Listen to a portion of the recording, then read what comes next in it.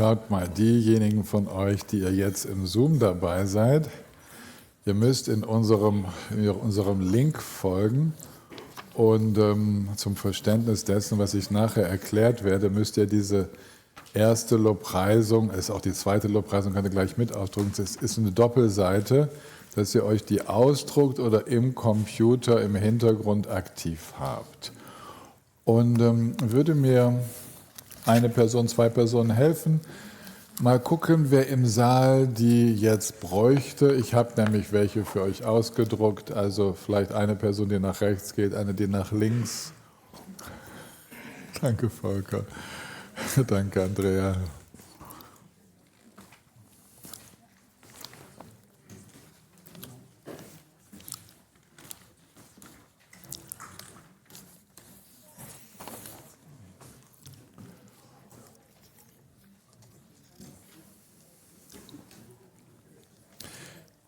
Ihr Übersetzer, Simon sehe ich, und ihr habt das ja vorher schon zugeschickt bekommen und seid wahrscheinlich bestens vorbereitet darauf.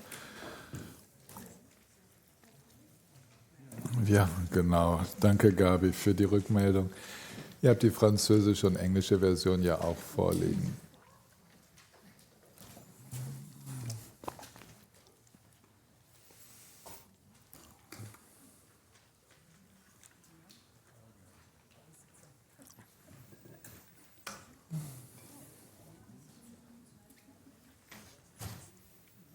Also wenn ich das so sehe, sind sogar noch welche übrig von denen, die ich für euch vorbereitet habe. Die liegen hier. Hat sich jemand nicht getraut? Genau, jetzt stehen die auf, die aus lauter Rücksicht die anderen vorgelassen haben. Schöne Sicht.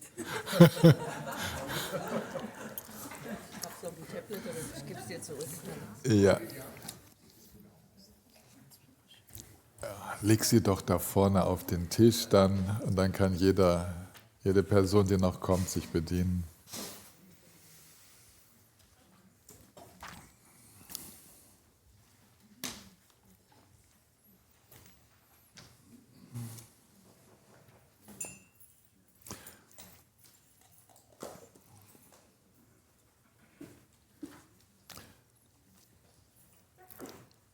Also für die, die jetzt gerade durch die Tür kommen, ihr findet den Text, den ich gleich bespreche, dort auf dem Tisch beim Kaffee liegen. Und wir singen die traditionelle Zuflucht, Bodhicitta, für unermesslichen Gebet an die Übertragungslinie. Sangye Chedan Tsogye Chodam Lan Janjo Bado Dani Kyapsu Jin Dagi Jinso Jipesanam Ji Dola Penjia Sangye Pasho Sangye Chedan Tsogye Janam Lam Chanjom Badu Dani Kyapsu Ji Dagi Jinso Jipesanam Ji Dola Penjia Sangye Dompashum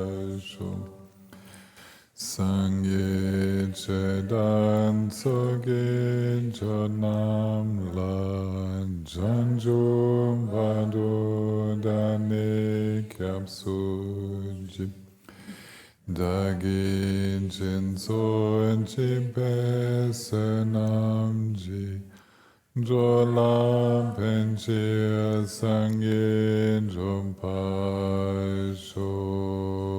Semchen Tamjen Devadan Devajudan Dempa Joji Tunadan Dunaji Judan Dava Joji Tunamempe Devadam Padam Dava Joji Nidin Chandan Nidan Jav Tanon Chempola Nimpa Chujing Penden Savela Madem Punchin Dagi Chivo Penden Shuklam Kajin Chempengune Jesonte Kosonto ging ein Zaldose.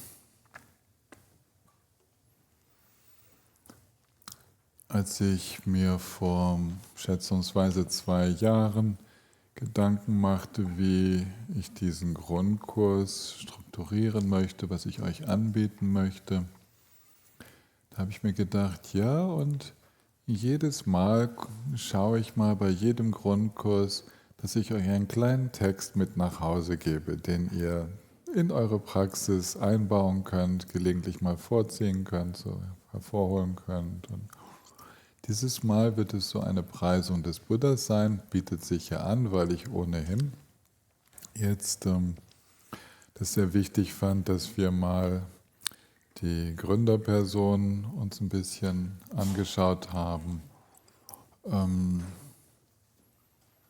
Wir haben ja schon viel darüber gesprochen. Ich spüre ja diese Inspiration, ein Angebot zu machen, auch ein buddhistisches Sangha zu ermöglichen, die traditionsoffen ist, und dabei braucht es ja gleichzeitig auch eine Ausrichtung. Also es ist nicht einfach eine x-beliebige spirituelle Gemeinschaft, in der wir jetzt hier unterwegs sind, auch wenn wir manchmal Ausflüge machen in die christliche Tradition, in die Yoga-Tradition, in Advaita Vedanta, das ist alles möglich, aber unser Fokus ist zeitgemäßer Buddhismus. Und dieser gemeinsame Fokus wird möglich, indem wir tatsächlich alle uns irgendwie mit dem Buddha und der buddhistischen Lehre verbinden können.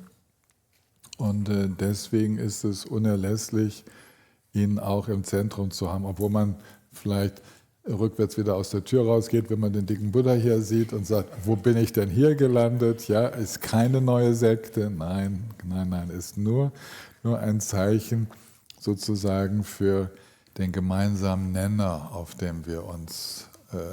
bei dem wir uns treffen. Und das bewahrt ja auch alle, die unterrichten, davor,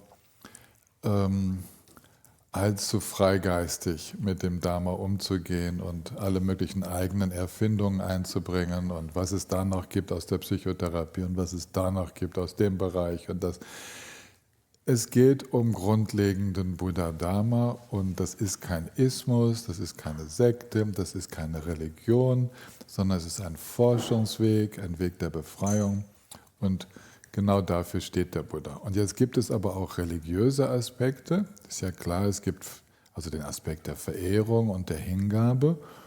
Und da ist es überraschend, dass so jemand wie Nagarjuna, der also der Denker überhaupt ist, er wird ja auch der zweite Buddha genannt. Ja? Das ist ein Titel von ihm. Wenn man von dem zweiten Buddha spricht in Tibet, dann kommen eigentlich nur 2 Leute in Frage. Entweder ist es Nagarjuna oder Guru Rinpoche. Ja, so die haben eine solche Verehrung ausgelöst und so viel für den Dharma getan, dass von ihnen gesagt wird, ja, wie ein zweiter Buddha. Und jetzt hat dieser Nagarjuna, der so berühmt ist für Madhyamika, ne? Er hat diese Madhyamika, den Weg der Mitte, diese Bewegung in Gang gebracht und die philosophische Basis geschaffen dafür. Und es heißt, die Prajnaparamita-Sutren wären durch ihn entdeckt worden. Er hätte sie von den Nagas geholt, also von diesen Geistwesen oder Lichtwesen, die mit den Meeren und Flussläufen verbunden sind. eine Person, die wie keine andere oder wie kaum eine andere den Mahayana-Buddhismus geprägt hat. Und diese Person hat eine Seite, von der wir wissen, die von starker Hingabe durchzogen ist. Es gibt von ihm eben diese Preisung des Buddhas, es gibt von ihm Preisung von Amitabha und Devachan. Es gibt Hinweise darauf, dass er ein Amitabha-Praktizierender war. Und das ist wichtig für uns zu wissen, dass selbst die größten Denker nicht einfach nur Denker sind, sondern mit dem Herz denken. Ja, deswegen sind sie große Denker. Deswegen konnte er jenseits der Worte gehen, obwohl er so wortgewandt war. Und diese Hingabeseite, diese Hingabe an den Buddha oder an die Buddhi, wo wir ja ganz frei sind eigentlich, alles Mögliche da hinein zu projizieren. Das ist ja so wunderbar, dass niemand ihn kennt. Ja? Man kann im Grunde genommen, wie gut, wir haben Indizien, was er so alles gelehrt hat. Und das ist ja so umfangreich wie bei kaum einer Person. Also es gibt keine andere Person aus dieser geschichtlichen Zeit, von der wir so viel wissen wie über den Buddha. Deswegen ist es gesichert, dass es ihn gab. Deswegen wissen wir, was er unterrichtet hat. Und zugleich dürfen wir uns alles Mögliche vorstellen, weil wir ihm nicht persönlich begegnet sind. Ja, wir können ihn mit den Qualitäten füllen, die da wahrnehmbar sind. Und das hat also hier zwei Preisungen auf dem Blatt, eine längere und eine kürzere. Und wir haben im 3-Jahres-Retreat damals mit Genro Rinpoche und bei allen Ritualen im Kloster waren die immer Bestandteil der Vorgebete. Also die gehörten einfach immer standardmäßig dazu. Und eigentlich braucht man nur eine von den beiden zu rezitieren, aber da Tibeter so gern rezitieren, haben sie immer gleich beide rezitiert. Also irgendwie sich zu entscheiden für die eine und gegen die andere, das klappt bei ihnen nicht. Aber ich möchte eure Aufmerksamkeit jetzt vor allen Dingen auf die erste Preisung richten und anders als bloß eine Texterklärung, die schnell gemacht wäre, möchte ich diese Gelegenheit nutzen, nochmal über den Buddha, über Meister, über die Einbettung zu sprechen, das, was eigentlich so unsere Ausrichtung sein könnte. Und ihr habt zum Schluss einen Satz, der in Kursiv gesetzt ist. Der erste Vierzeiler dieser Preisung wurde vom ehrwürdigen Drikungpa Jigten Sumgön, dem Gründer der Drikungkagyu-Linie, verfasst, während der Haupttext von Nagarjuna geschrieben wurde. Also, der erste Vierzeiler lautet: Durch die geschickten Mittel des Mitgefühls wurdest du im Geschlecht der Shakyas geboren. Bezwinger der Armeen Maras, die kein anderer unterwerfen konnte.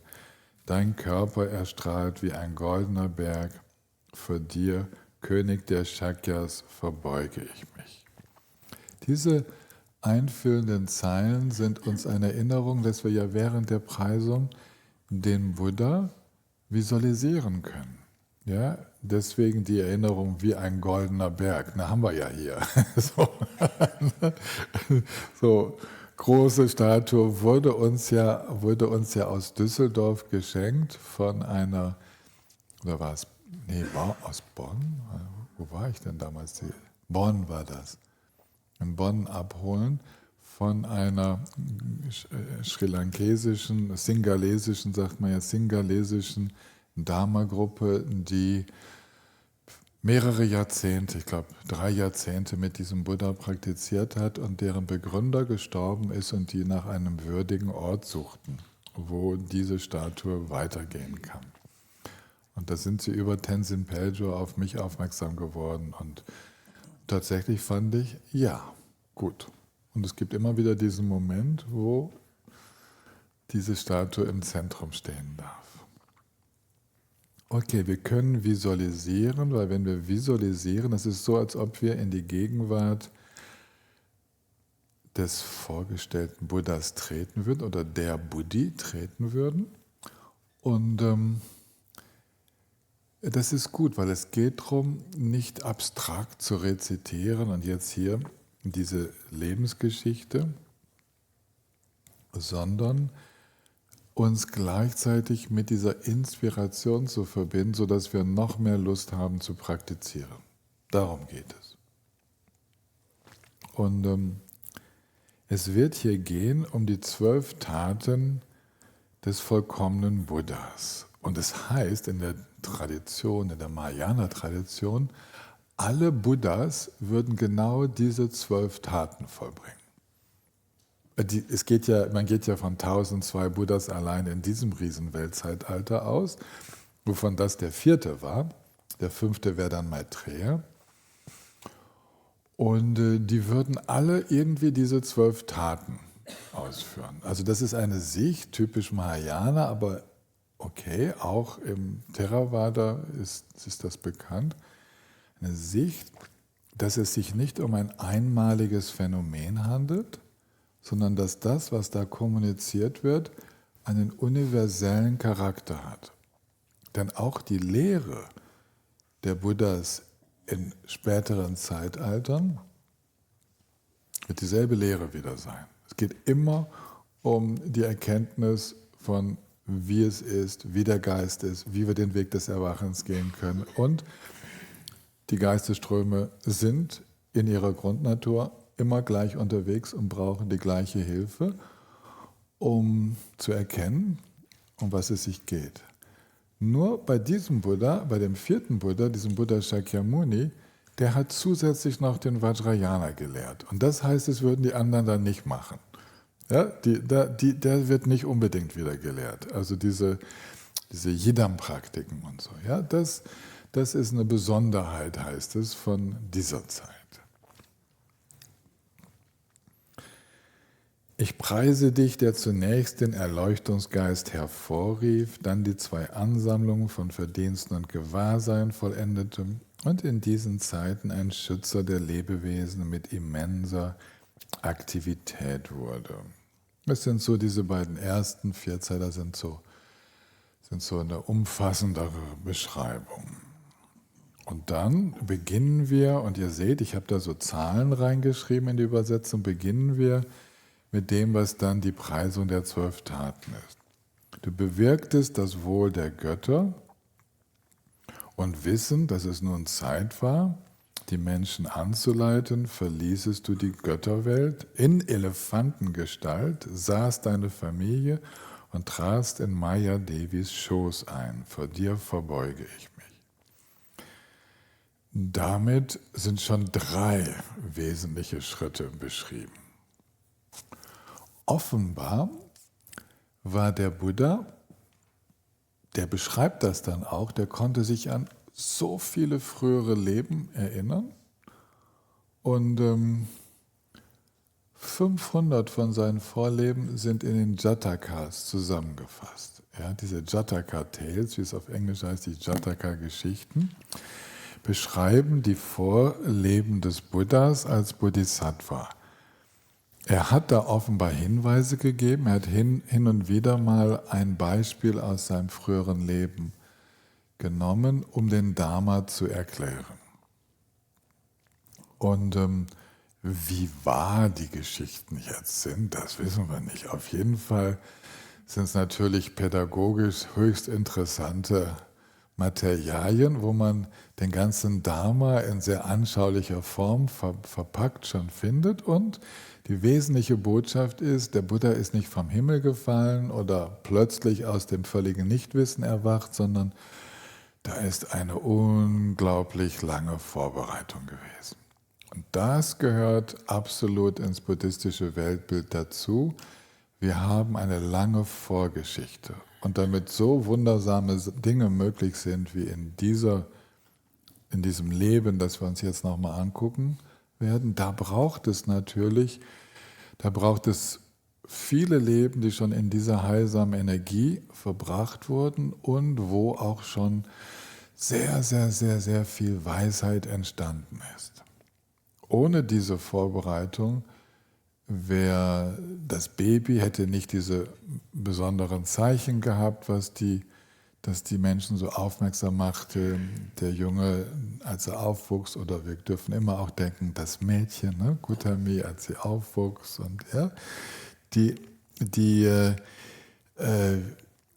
wir kriegen es ja mit, wir hören ja manchmal so von Wunderkindern. Ja? Wir wissen im Musikalischen, ich kenne mich ja nicht so richtig aus, aber ich habe gehört, Mozart sei so ein Wunderkind gewesen.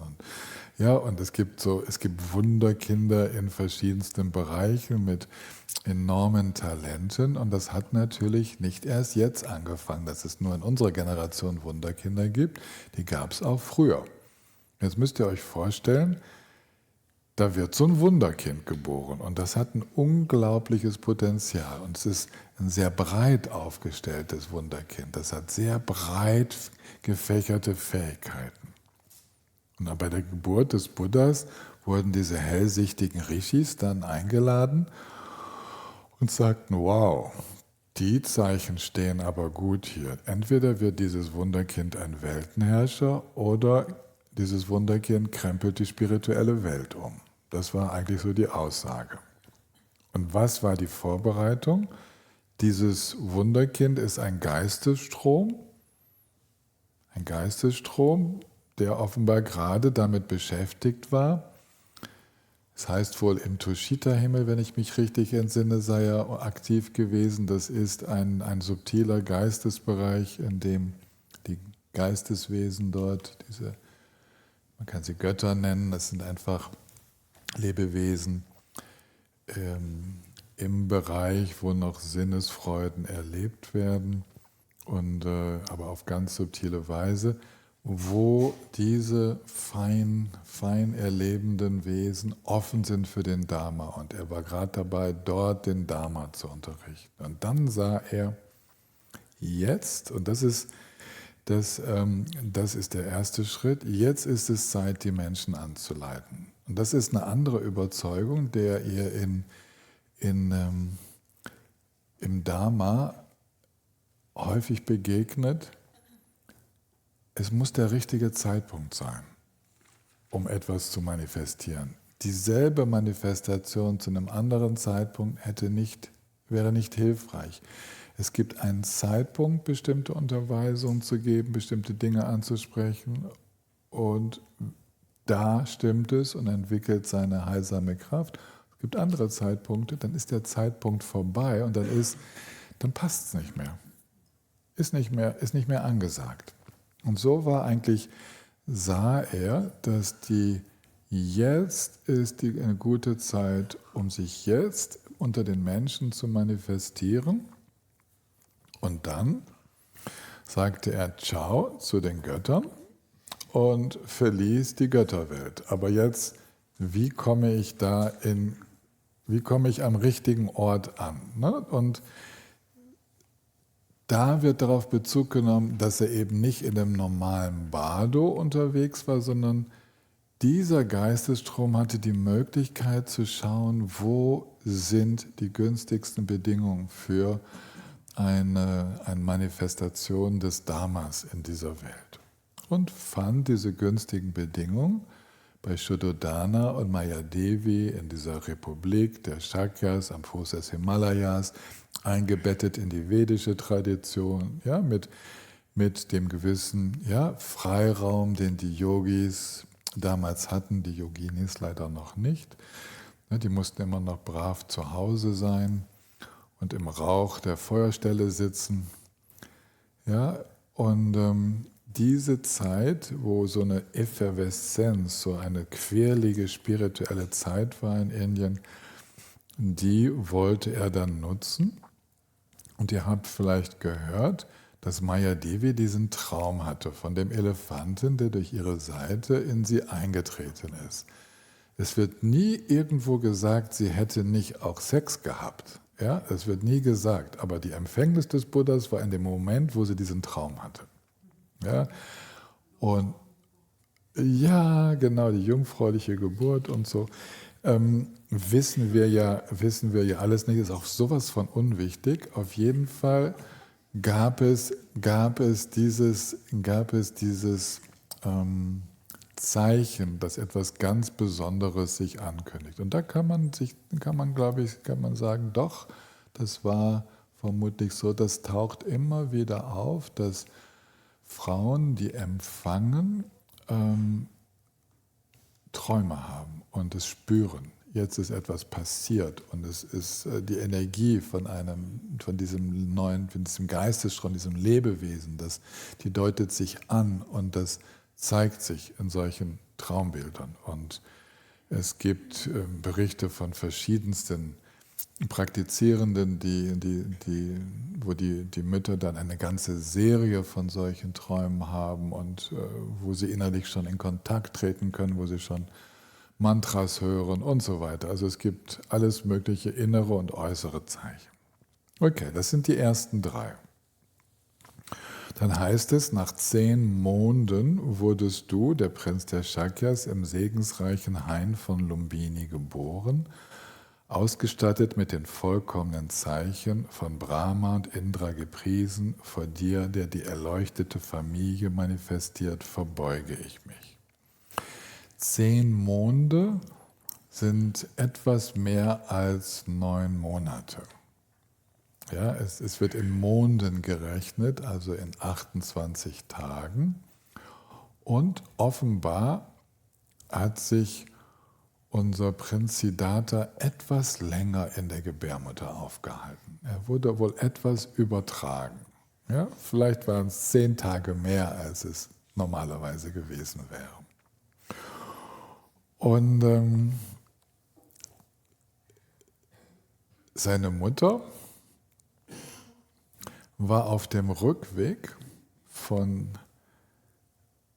ihrer Familie mütterlicherseits und wurde auf dem Rückweg überrascht von den Wehen und gab Geburt in diesem Hain, in diesem Park von Lumbini. Heute ist in Lumbini, ist ein Pilgerort, gibt es gar nicht so viele, aber es gibt eine Ansammlung von Klöstern und Viharas und so weiter. Und der Ort der Geburt selbst, der Baum, an dem das stattgefunden haben soll, das ist alles umwickelt mit Gebetsfahnen und weißen Kataks. Und das ist ein Meer von Fahnen, die von Baum zu Baum gehen. Dieser ganze Park, den gibt es noch, der ist also ein Ort der Praxis, ein wunderbarer Ort der Praxis. Wer dorthin fährt und Gelegenheit hat, in der Stille dort zu sein, wenn die Hunderte und Tausenden von Pilgern durch sind und lieber in den Morgenstunden und Abendstunden noch dort zu sitzen, ist es ein ganz, ganz feiner Ort der Praxis. Und dort, sie war also nicht allein, sie war in Begleitung von den begleitenden Frauen. Dort gebar sie also diesen Prinzen der Shakyas. Und der junge Kerl, und das sind alles so Legenden, ich finde es immer ganz amüsant, der wurde nicht einfach geboren, der stand mal gleich auf und ging 7 Schritte und kündigte an, also, hier kommt was, hier bin ich.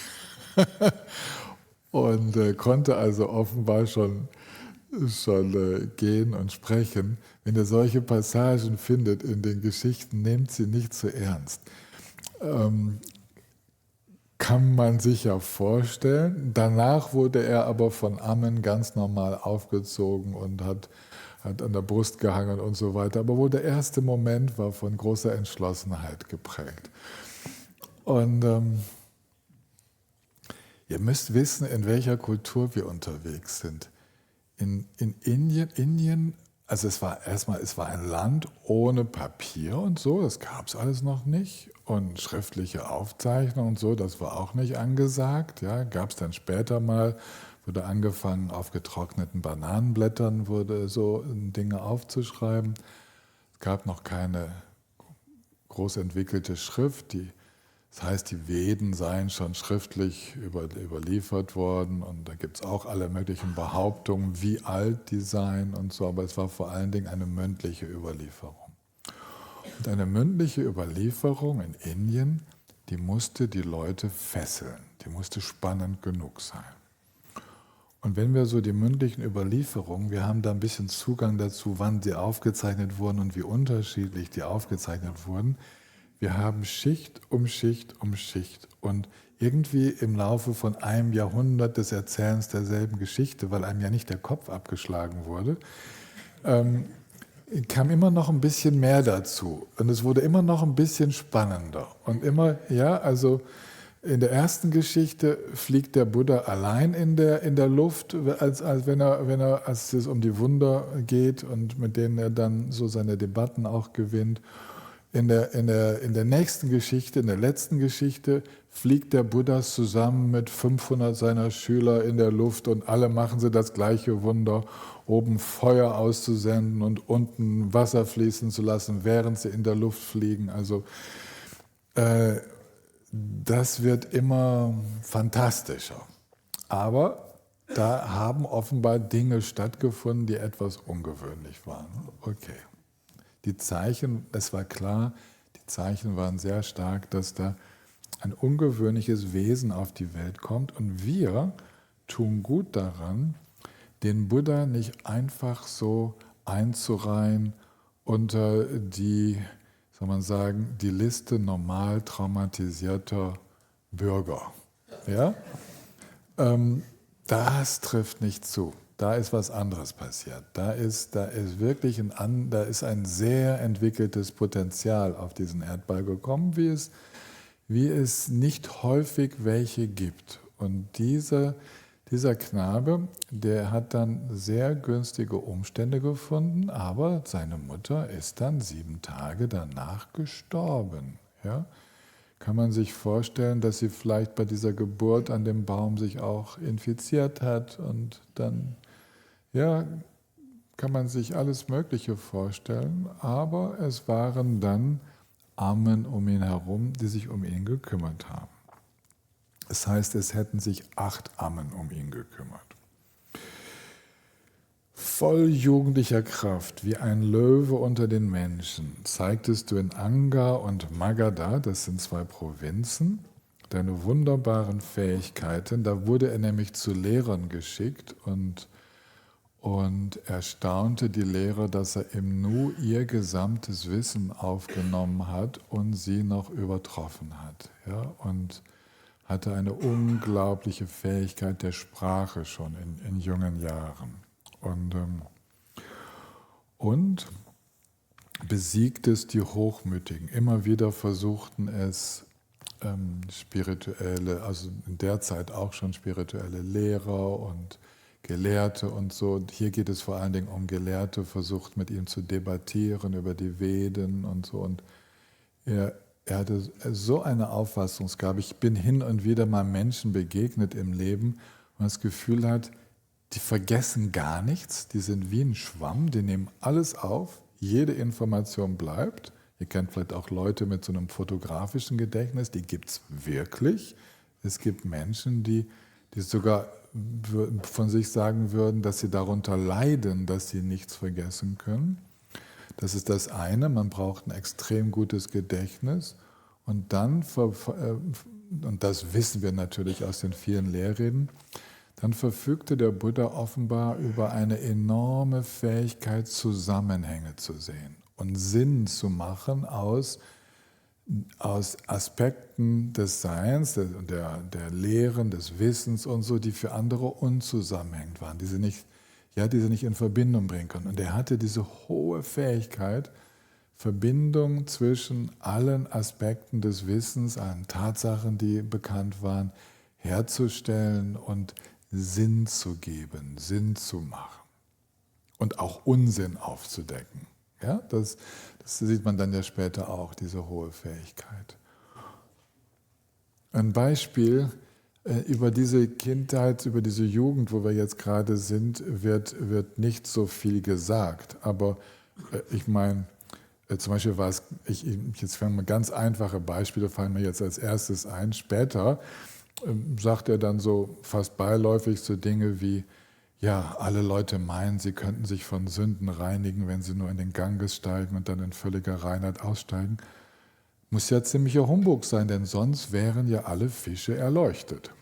Ja, so, also einfach diese Fähigkeit zum Andersdenken. Und er wies darauf hin, dass Rituale nicht per se, also es geht dann, er hat dann weiter über diese ganzen Homa, diese Feuerrituale und so weiter gesprochen, ja, und diese Feuerpujas und wenn die per se reinigend wirken würden oder wenn es nur von der absolut exakten Ausführung aus abhängen würden, dann müssten diejenigen, die das ja erleben und mitmachen, müssten die ja Zeichen geistiger Reinheit haben. Tatsächlich ist das aber nicht der Fall.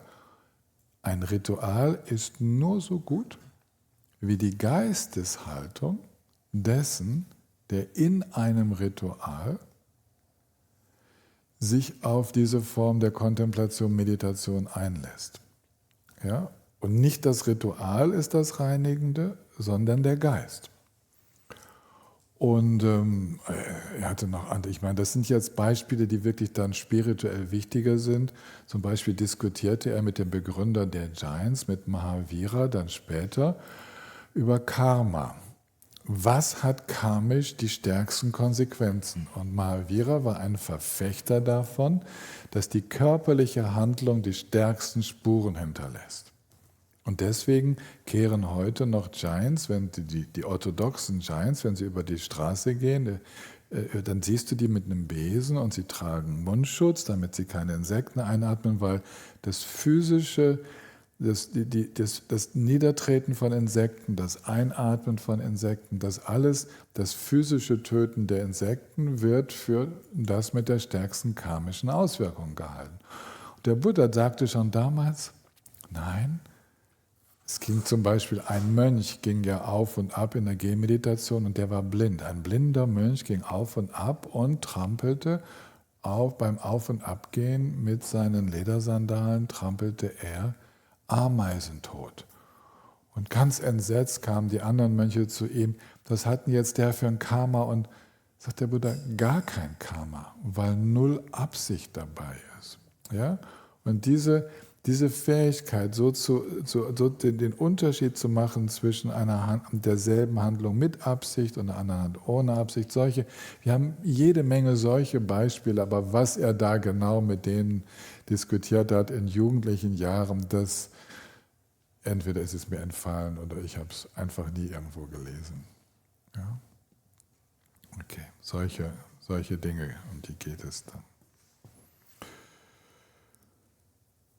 Diese jugendliche Kraft, da gibt es dann Geschichten, wie er mit seinem Vetter Devadatta, der dann später noch wichtig wird, der auch extrem begnadet war, sehr, sehr viele Fähigkeiten hatte, wie der im sportlichen Wettkampf mit Pfeilwerfen und so weiter unterwegs sind und wie dann auch so eine nette Geschichte, ne, wie Devadatta dann in seiner Wut mit einem enormen Säbelstreich einen Elefanten tötet und das kannst du doch nicht machen und so. Und dann liegt dieser tote Elefant da und es ist ein Riesenberg und keiner weiß, wie sie ihn entsorgen können. Und dann geht der Buddha hin und wirft den Elefanten über den Zaun.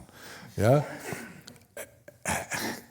Hat wahrscheinlich nie stattgefunden, aber genau so geht das mit indischen Legenden. Ihr müsst einfach wissen, wahrscheinlich war da jemand mit einer ganz erstaunlichen Kraft, so wie wir es von Milarepa ja explizit wissen. Also zum Beispiel diesen Eckstein, den Milarepa allein bewegt hat, wo 4 andere Männer den nicht bewegen können. Diesen Eckstein im Turm von Milarepa, den er für Mapa gebaut hat, den gibt es heute noch am selben Ort, den kann man sehen.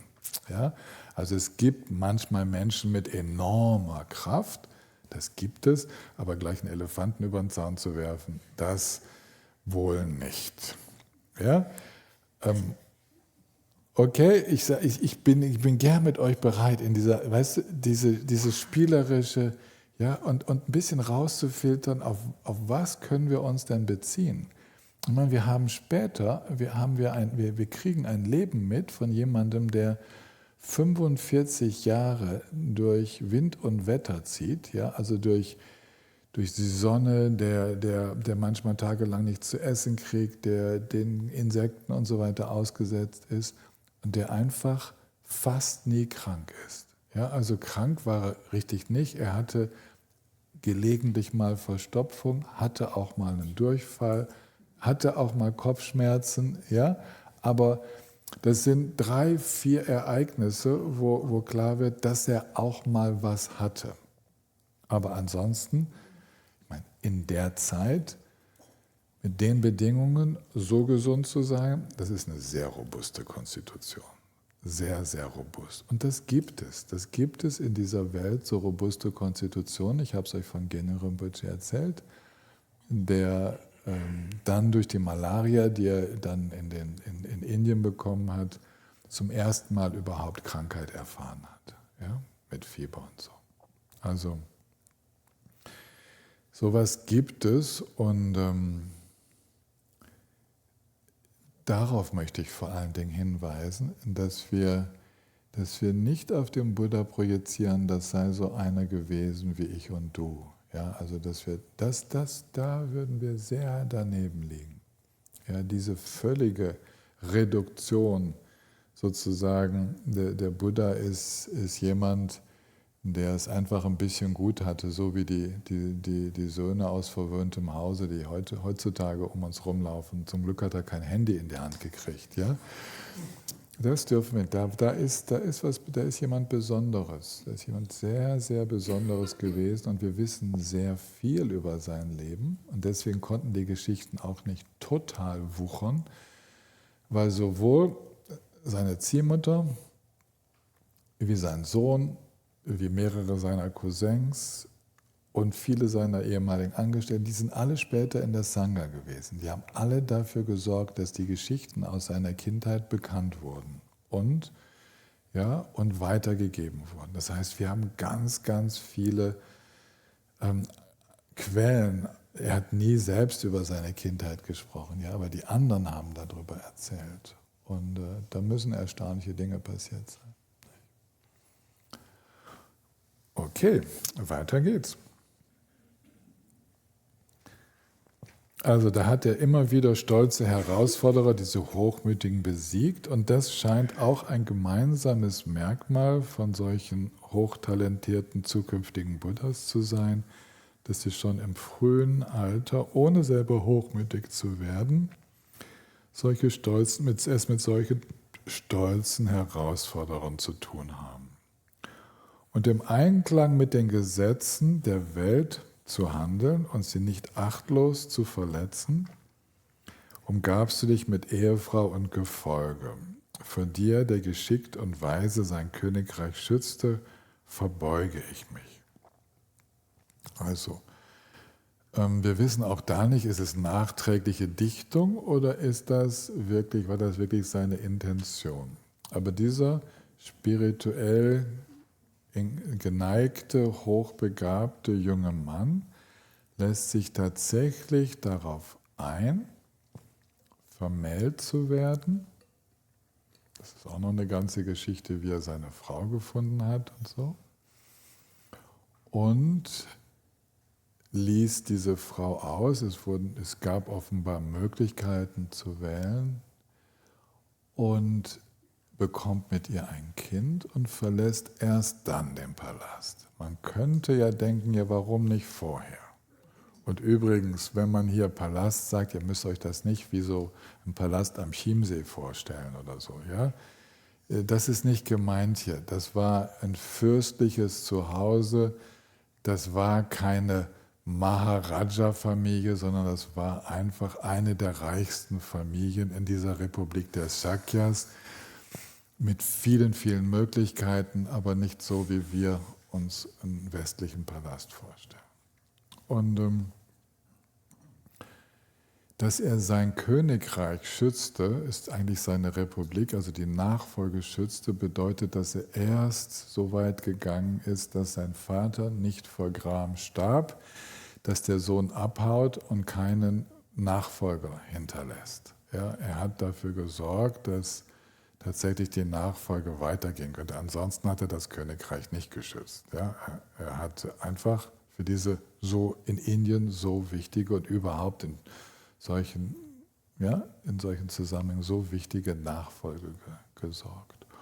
Und worauf dabei auch hingewiesen wird, er war vertraut mit dem Leben in weltlichen Genüssen, in weltlichen Freuden. Also darauf wird immer wieder Bezug genommen, was dann auch erklärt, warum er dann in die extreme Askese hinübergegangen ist. Das war so der Gegenpol. Wir können das Leben als ein Pendeln erstmal zwischen Gegensätzen begreifen, so will es jedenfalls die Tradition, dass wir meinen, dass es gewesen sei. Ja, dass wir diese extremen, also dass er einfach alles zur Verfügung hatte und obendrein offenbar noch einen Vater, der versuchte, alles zu tun, damit dieser junge Mann auf keinen Fall sich dem Spirituellen zuwendet, sondern bitte im Weltlichen, im Politischen aktiv bleibt und eventuell das Geschlecht der Shakyas dann zu dem dominanten Geschlecht da in Nordindien macht und ein Herrscher der damaligen Welt wird. Das war die Vorstellung von Shuddhodana. Und das hat ja dann nicht geklappt. Und danach wird die ganze Geschichtsschreibung etwas zuverlässiger. Okay? Ab jetzt haben wir es nicht mehr mit so vielen Ausschmückungen zu tun. Er verlässt tatsächlich, nachdem er erst sich den Gebräuchen der Welt gebeugt hat, dann verlässt er irgendwann, also nicht nur irgendwann, sondern er verlässt im noch jungen Alter von 29 Jahren, verlässt er das Zuhause. Und der nächste Satz heißt, du sahst die Sinnlosigkeit weltlichen Handelns, verließest das Zuhause, gingst ins Ungewisse und nahmst vor dem reinen Stupa die Gelübde eines Entsagenden, eines Brahmacharya würden wir da sagen. Vor dir verbeuge ich mich. Und diese Sinnlosigkeit weltlichen Handelns es ist keine Abwertung des weltlichen Handelns per se, sondern es geht darum zu sehen, dass so viel von unserem Handeln irgendwie ein Kampf mit der Unbeständigkeit ist, mit der Vergänglichkeit. Und dass es mehr Sinn macht, in Harmonie mit der Unbeständigkeit zu leben und zu wissen, dass ich krank werden kann und dass eigentlich alle irgendwann krank werden und dass das Alter kommt und dass alle irgendwann sterben werden. Und was macht eigentlich Sinn angesichts dieser Abfolge des Seins? Und ihr müsst euch vorstellen, dass die normale Lebensdauer ungefähr 45 Jahre war. Ja, das ist die normale Lebensdauer zur Zeit des Buddhas. Ja? Und das waren also rasche Wechsel. Und die etwas Betuchteren und so lebten, so wie heute, etwas länger, konnten sich ein bisschen besser ernähren und so. Aber man war schon sehr alt, auch in Tibet war man schon sehr alt, wenn man die 50 überschritten hatte. Ja, wenn es in die 60er ging und so, das waren schon alte Menschen. Und das war alles vor der Nase sozusagen, dass der junge Siddhartha kriegte das mit. Und obwohl Shuddhodana das gerne verhindert hätte, bekam er das mit. Und ich glaube ja nicht so ganz, dass es nur 4 Ausfahrten waren, auf denen er das mitbekam. Ich glaube, das ist auch wieder so ein bisschen Legende. Man kann einen jungen Mann, der später über so ein Reich regieren soll, kann man ja nicht einfach zu Hause halten. Und selbst innerhalb des sogenannten Palastes, innerhalb dieser großen Gemeinschaft, gab es das ja alles. Alter, Krankheit und Tod, das lässt sich ja nicht ausklammern. Deswegen nehmt das etwas symbolisch, ja, mit diesen 4 Ausfahrten. Die 4. war dann, wo er diesen Rishi traf, diesen weisen Mann, der in ihm den Hang zu tiefer Spiritualität wirklich weckte, weil der war so mit seinem Stab unterwegs, ganz einfach gekleidet, lebte von Almosen und meditierte, und das war so, wo man kann sagen, der Funke der Inspiration dann endgültig übergesprungen ist. Und diese Gelübde eines Entsagenden, das war das Gelübde, jetzt nicht unterwegs zu sein, um eine andere Frau zu suchen oder ein neues weltliches Zuhause, sondern wirklich nur deswegen das Zuhause verlassen zu haben, um, so wie es heißt, die Freiheit von Leid zu finden für alle. Und da müssen wir schon dem auch Glauben schenken, denn die Kraft, diese Schwierigkeiten zu durchstehen und dann auch so zu lehren und so weiter, diese Kraft, die wäre nie da gewesen, wenn das nicht der Motor gewesen wäre. Wenn nicht der Motor gewesen wäre, nach all diesen Leben, in denen er schon als Bodhisattva unterwegs war, weiterzumachen auf diesem Weg des Erwachens und die endgültige Klarheit und Lösung zu finden in der Welt damals unter den Menschen, wo der Weg der endgültigen Freiheit noch nicht bekannt war. Ja, also wie man jenseits dieser formlosen Vertiefung gehen konnte. Ja, den Arupa Jhanas, das ist der Sanskrit-Ausdruck, wie man jenseits dieser formlosen Vertiefung gehen könnte, in eine Befreiung von Leid, die stabil ist, auch wenn man nicht mehr in der Vertiefung weilt. Also auch wenn man dann zurückkommt in die normalen Interaktionen der Welt, ja, frei zu bleiben von dieser inneren Anspannung, diesem Greifen, diesem Stress. Ja, das war sein Anliegen. Er ging zu den Lehrern, die damals die berühmtesten waren, und studierte bei ihnen. Auf das Verwirklichen der Erleuchtung ausgerichtet, bemühtest du dich 6 Jahre lang an den Ufern des Nairanjani und vollendetest die Ausdauer durch asketische Praktiken. Für dir, der die tiefsten Versenkungen gemeistert hat, verbeuge ich mich. Also auch da, nicht nur nimmt jeder Buddha offenbar irgendwann den Entschluss, kein normal weltliches Leben zu führen, sondern sich ausschließlich der Praxis zu widmen und dem Dharma.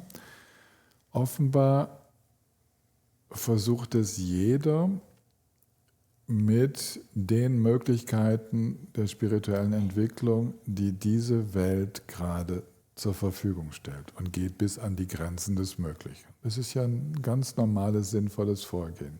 Stellt euch vor, ihr habt da so einen sehr extrem talentierten jungen Mann, der von dieser Suche beseelt ist. Natürlich geht er dahin, wo es heißt, dort könntest du vielleicht die Antwort finden. Es heißt, dass in diesen Arupa Jhanas das Leid aufhört. Und dann lernt er das und lernt sie schnell. Das wissen wir auch aus den Instruktionen oder aus den Erfahrungen der Meditation. Eine Person, die ausschließlich vom Wohl aller motiviert ist, hat es extrem leicht in der Meditation. Da tauchen eigentlich keine Hindernisse auf. Da ist so, diese ganze die Ich-Bezogenheit, die uns sonst, die einen aufgewühlten Geist macht, der den Geist dumpf macht und so weiter, das alles ist nicht aktiv. Diese Schleier sind nicht da. Wenn jemand wirklich mit Bodhicitta unterwegs ist die Meditation klar. Und da sollten wir dran denken, wir haben einen geschulten Geistesstrom, der schon in unzähligen Leben vorher meditiert hat, der diese Motivation schon seit Hunderten von Leben mindestens in sich trägt. Und dieser talentierte Geistesstrom kommt jetzt zu sehr talentierten Lehrern. Und dann geht die Post ab. Ist doch klar, oder? Das geht ganz, ganz schnell. Extrem schnell. Wir haben das später dann bei Gampopa wieder, dieses Beispiel. Gampopa ist auch so ein Geistesstrom, der unglaublich viele Vorleben schon hatte, der offenbar schon dann unter dem Buddha praktiziert hat. Es soll ja der Arzt Kumarajiva gewesen sein, der den Buddha eingeladen hat, das Samadhi Raja Sutra zu unterrichten. Das soll ja der ehemalige Gampopa gewesen sein. Der ist ja schon damals, als der Buddha unterrichtete, direkt ins Samadhi gefallen. Auch in dem Leben, wo er dann erstmal Arzt war und zwei Kinder hatte und eine Frau, die ihm alle dann in der Epidemie weggestorben sind, was den Entschluss gemacht hat, dann sich dem spirituellen Leben zuzuwenden. Kaum kriegte er die ersten Unterweisungen in Meditation, versank er wieder in Samadhi. Und es hieß, dass er bis zu 12 Tage, ohne sich zu rühren, in Samadhi blieb. Und das gibt es auch noch heutzutage, das ist tatsächlich möglich. Keine Frage, ich habe da null Zweifel, dass das möglich ist. Und so jemand war auch Gampopa. Und ihr müsst euch vorstellen, dass Shakyamuni genauso einer ebenfalls war.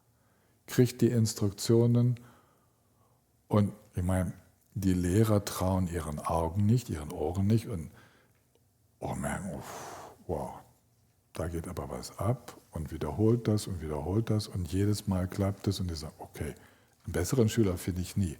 Kannst du dich nicht um meine Schüler kümmern? Du bist der Geeignete, um das weiterzutragen. Jetzt ist es aber so, der begnadete Schüler kommt aus dem Samadhi raus, spricht mit seinem Lehrer und merkt, und der ist leider zu viel Wunderkind. Ja, der ist zu klar und merkt, sowohl in meinem Lehrer wie in mir selbst sind immer noch Muster des Greifens aktiv, immer noch eine gewisse Ich-Bezogenheit. Er merkt es beim Lehrer, der ihn sozusagen einkassieren möchte. Er merkt es bei sich selbst, dass was anspringt und so. Er merkt, das ist noch nicht die Freiheit, die ich suche. Ja, und er lässt sich weder vom 3. Arupa-Dhyana noch vom 4. Arupa-Dhyana, ja, diese Vertiefung lässt er sich täuschen und sucht weiter. Und da bleibt in dem Spirituellen, nachdem er die ganze vedische Tradition durchgemacht hat, nachdem er die Arupa-Dhyanas, die die feinste Form der Yoga-Tradition sind, durchgemacht hat, was bleibt jetzt noch? Jetzt bleiben eigentlich nur noch die asketischen Praktiken, von denen behauptet wird, dass die Askese diese Ich-Bezogenheit austreibt, dass sie diesen Kern der Ich-Anhaftung, ja, auslöschen kann. Wir haben das im Christlichen auch gehabt. Ihr wisst ja noch, die Selbstgeißelung, ja, ich weiß gar nicht, bitte? Die Flagellanten. Und weißt du, ich weiß gar nicht, wie man das hat sich über Jahrhunderte hinweggezogen, dieser Glaube, dass man, indem man noch radikaler mit sich umgeht und sich noch mehr tut, irgendwann die Ich-Bezogenheit aufgibt. Ich glaube, ich weiß nicht, ob wir das sagen dürfen, wir wissen inzwischen, dass es nicht klappt. Ja, wir in der buddhistischen Tradition haben da einen gehabt, der das für uns versucht hat. Okay. Ja, und deswegen hat es danach kaum noch solche Ansätze gegeben. Immer wieder mal gibt es solche. Ja, so ein bisschen auch extreme Askese hat es immer mal wieder gegeben. Aber schlussendlich siegt auch da der mittlere Weg. Und er probiert das alles aus. Und Eigentlich ist diese Geschichte, wenn man sie so archetypisch verstehen möchte, als eine Geschichte von allen Buddhas, dann können wir mitnehmen, der Buddha in Spe wird alles ausprobieren, was die Welt an Lösungen anbietet, an vermeintlichen Lösungen anbietet. Und weil er sie selber durchlebt und studiert und so, hat er später auch die Antworten darauf und weiß, warum das und dieses Vorgehen und warum es das noch nicht ist. Okay? Könnt ihr vielleicht in eurer eigenen Biografie auch sehen, warum ihr jetzt vielleicht hier eingetrudelt seid, aber vielleicht geht ihr ja auch nochmal woanders hin. Ne? Aber ihr habt so einiges abgecheckt. Ich kenne einige eurer Biografien und viele von euch sind sehr breit aufgestellt. Ihr habt schon viel hinter euch. Alexander, ja, viel angeschaut und getestet und so. Und dann gibt es einen Weg, der uns besonders inspiriert und der hält im Moment der Prüfung noch stand. Hoffentlich noch ein bisschen mehr, vielleicht ja so. Und so sind wir unterwegs und das ist das ganz Normale. Und das ist genau, was jetzt gerade der Buddha macht. Und jetzt müssen wir eine Pause machen. Ne? Ne? Ja, wir machen jetzt unsere berühmte 20-minütige Pause, die natürlich wieder 22 Minuten hat und um 25 nach 11 geht es weiter.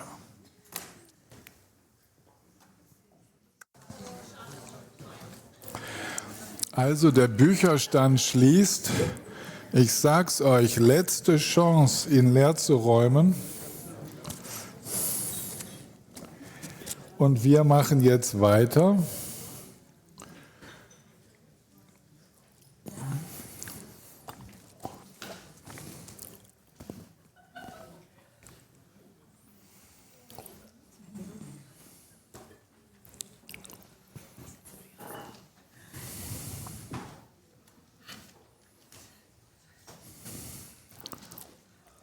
Hat jemand von euch eine Kamera oder ein sehr gutes Handy und könnte so von hinten oder so ein paar Fotos machen? Wir bräuchten wieder welche für unsere Webseite, ein paar aktualisierte. Es geht darum, nicht jetzt in die Gesichter der Praktizierenden zu fotografieren, sondern so von hinten mit Altar und so, und dass wir wieder mal ein paar aktualisierte Fotos für die Webseite haben.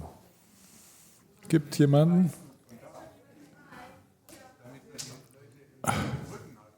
Genau, vom Rücken und dann näher ran, aber also bei mir schadet es ja nichts, ich bin ja sowieso da drauf.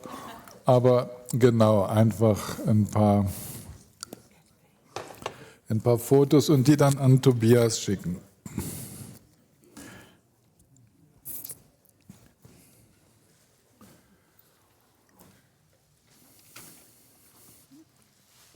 Nochmal Erinnerung, Ankündigung, Griechenland, 2 Plätze noch frei, ein Platz in einem Zimmer mit einem anderen Mann zusammen, ein Platz in einem Zimmer mit einer anderen Frau zusammen.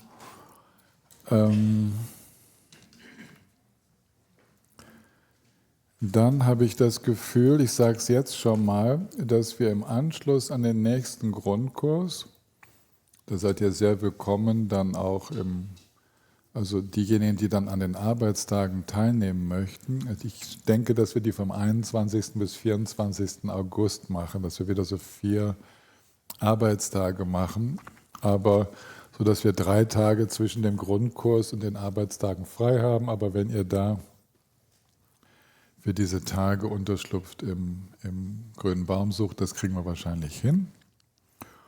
Und dann will ich allen schon mal sagen, dass ich meinen Kalender daraufhin untersucht habe, wo sich noch Meditationstage einplanen lassen. Und da werden wir im nächsten Newsletter, werden wir die auch angeben. Da wird es dann im September, Oktober, November und Dezember wird es 4 Meditationstage im grünen Baum geben, in dem neuen Meditationsraum. Ne? Bitte?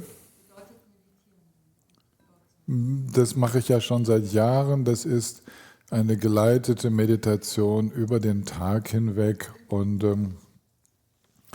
ist eigentlich nur für diejenigen, die in der Nähe wohnen, so eine realistische Option. Ne, weil das beginnt morgens um 10 und hört dann nachmittags um 5 Uhr auf. Und, ja. Aber wir übertragen jeweils, ne, mit Zoom, Tobias. Also man kann die von zu Hause mitmachen. Mhm.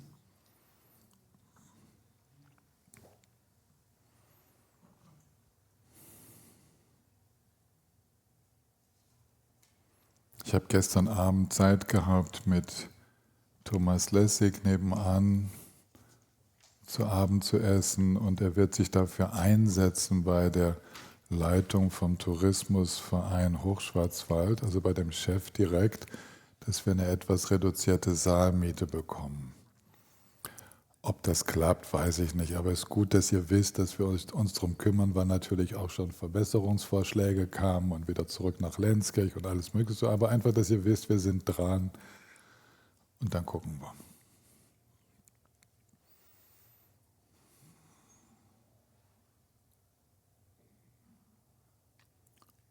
Und jetzt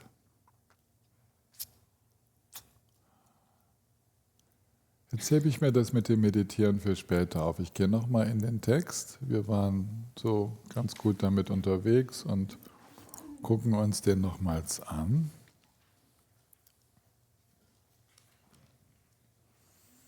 Und Nagarjuna schreibt in der nächsten Zeile: Damit die seit anfangsloser Zeit unternommenen Anstrengungen ihren Zweck erfüllen, manifestiertest du im Vajrasitz unter dem Bodhibaum in Magadha durch nichts zu erschüttern die Buddhaschaft. Vor dir, dem vollkommenen Erleuchteten, verbeuge ich mich.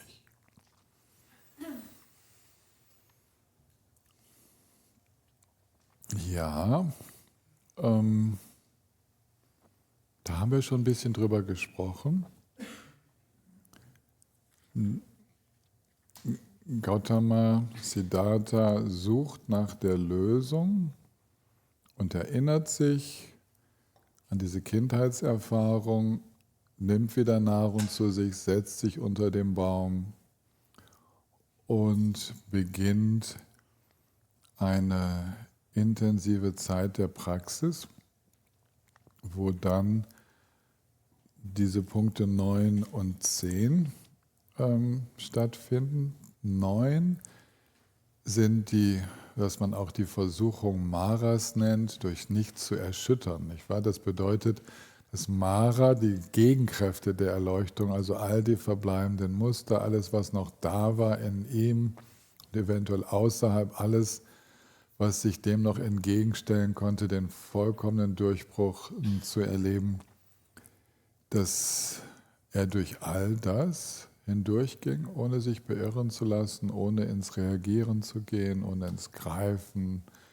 nach dem Angenehmen und dem Ablehnen des Unangenehmen zu gehen, ohne sich im Hass stimulieren zu lassen und sich in der Begierde, auch nicht im Stolz und auch nicht in der Dumpfheit. Und das wird immer symbolisiert durch den Vajrasitz. Eigentlich ist das der Lotussitz, wie wir ihn also aus dem Yoga kennen. Und was Vajrasitz genannt wird, da ist einfach, in unserer Tradition spricht man von Lotussitz, wenn der linke Fuß oben liegt, und jetzt im Vajrasitz liegt der rechte Fuß oben. Ja, das ist so, hat man sich so geeinigt. Also mit Vajrasitz ist eigentlich der Lotussitz gemeint. So. Ja? Und dieser Sitz, da kann man ja nicht schnell aufspringen. Ja? Der ist sowas von stabil und man hat das Gefühl, so richtig satt mit dem Boden verbunden zu sein. Da zirkuliert die Energie besonders gut. Und für den klapprigen Buddha damals war das eine Leichtigkeit, den einzunehmen. Könnt ihr euch vorstellen, er war wirklich nur noch Haut und Knochen. Ja, da war nichts mehr dran.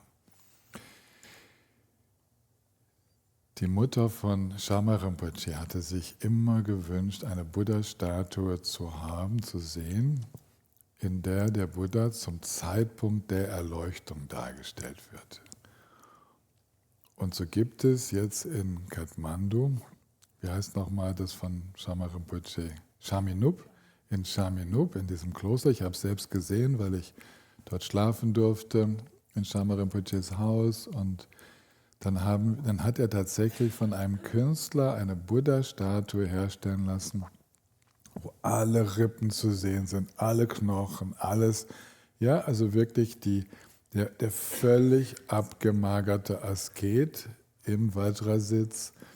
So müsst ihr euch das vorstellen, von wegen hier wohlgerundete Schultern und so weiter. Ja, also kurz vorm Sterben hat er die Kurve noch gekriegt. Ja, so kurz, also er wurde ja bewusstlos, als er in den Naranjani, in den Fluss stieg, um sich zu waschen, weil es hieß, dass sich schon Moos auf seiner Haut gebildet habe. Ja? So krass war er unterwegs mit der Askese. Und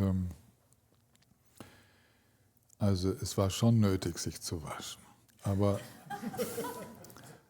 Aber es hat die Kräfte sie haben versagt. Ihr wisst, wie schwer das manchmal ist, in den Fluss zu steigen. Und er ist einfach umgekippt und bewusstlos geworden, zum Glück nicht ertrunken. Und danach kam diese vermutlich 7-wöchige Periode des Meditierens unterm Bodhibaum. Manche Erzählungen verkürzen das auf 7 Tage und es gibt sogar Erzählungen, wo das alles in einer Nacht stattgefunden haben soll. Aber ich denke, dass es eher ein wenig gebraucht hat. Und da manifestiert er die vollkommene Buddhaschaft. Wisst ihr, vollkommene Buddhaschaft, das ist riesig, was dahinter verborgen ist, hinter diesem Begriff. Das ist nicht dieser kleine Unterschied zwischen dann von den Arupa-Jhanas auf die erste Stufe des Erwachens zu wechseln. Ne? Genyo Rinpoche meinte, von der ersten Stufe des Erwachens bis zur Buddhaschaft, das ist nochmal wie von einem Tropfen Wasser zum Ozean. Ja? Also das ist noch eine Riesenentwicklung, die da stattfindet. Und natürlich bei so einem vorbereiteten Geistesstrom kann, wenn es dann klar ist, kann das sehr schnell gehen. Aber vollkommene Buddhaschaft bedeutet, dass in keiner Situation mehr, weder tags über noch nachts, es überhaupt nichts mehr gibt, wo noch diese Illusion eines Zentrums entsteht. Also von etwas in mir, in diesem Geistesstrom, das den Eindruck eines Ichs erweckt. Das ist vollkommen weg. Es gibt nicht mehr diese Subjekt-Objekt-Wahrnehmung. Es gibt nur noch dieses offene Wahrnehmen. Und das gilt für alle Sinne. Und das gilt eben auch für den 6. Sinn. Und das macht den großen Unterschied aus, zur Yoga-Tradition. Der große Unterschied ist, dass also nicht nur die Sinne nicht abgestellt werden müssen, sondern dass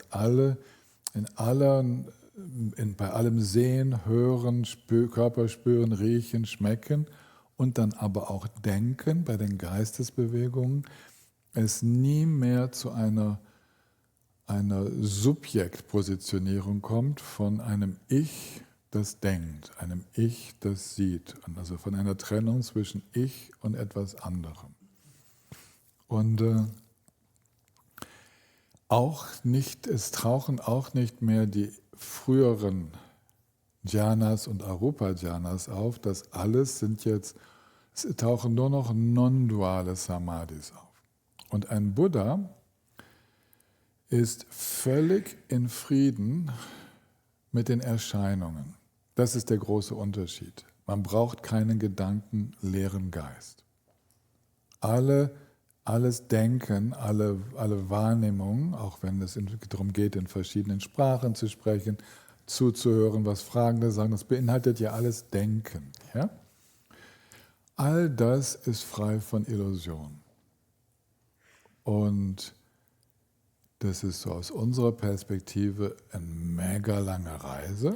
Ja? Das ist aber mit dem Feuer der Einsicht, also stellt euch vor, ihr hatte ja überhaupt keine Mühe zu meditieren und der Körper war, da gab es keine Schleier mehr der Dumpfheit und so. Sobald die Kraft da war und sein Körper wieder durchflutete, konnte der einfach sitzen bleiben.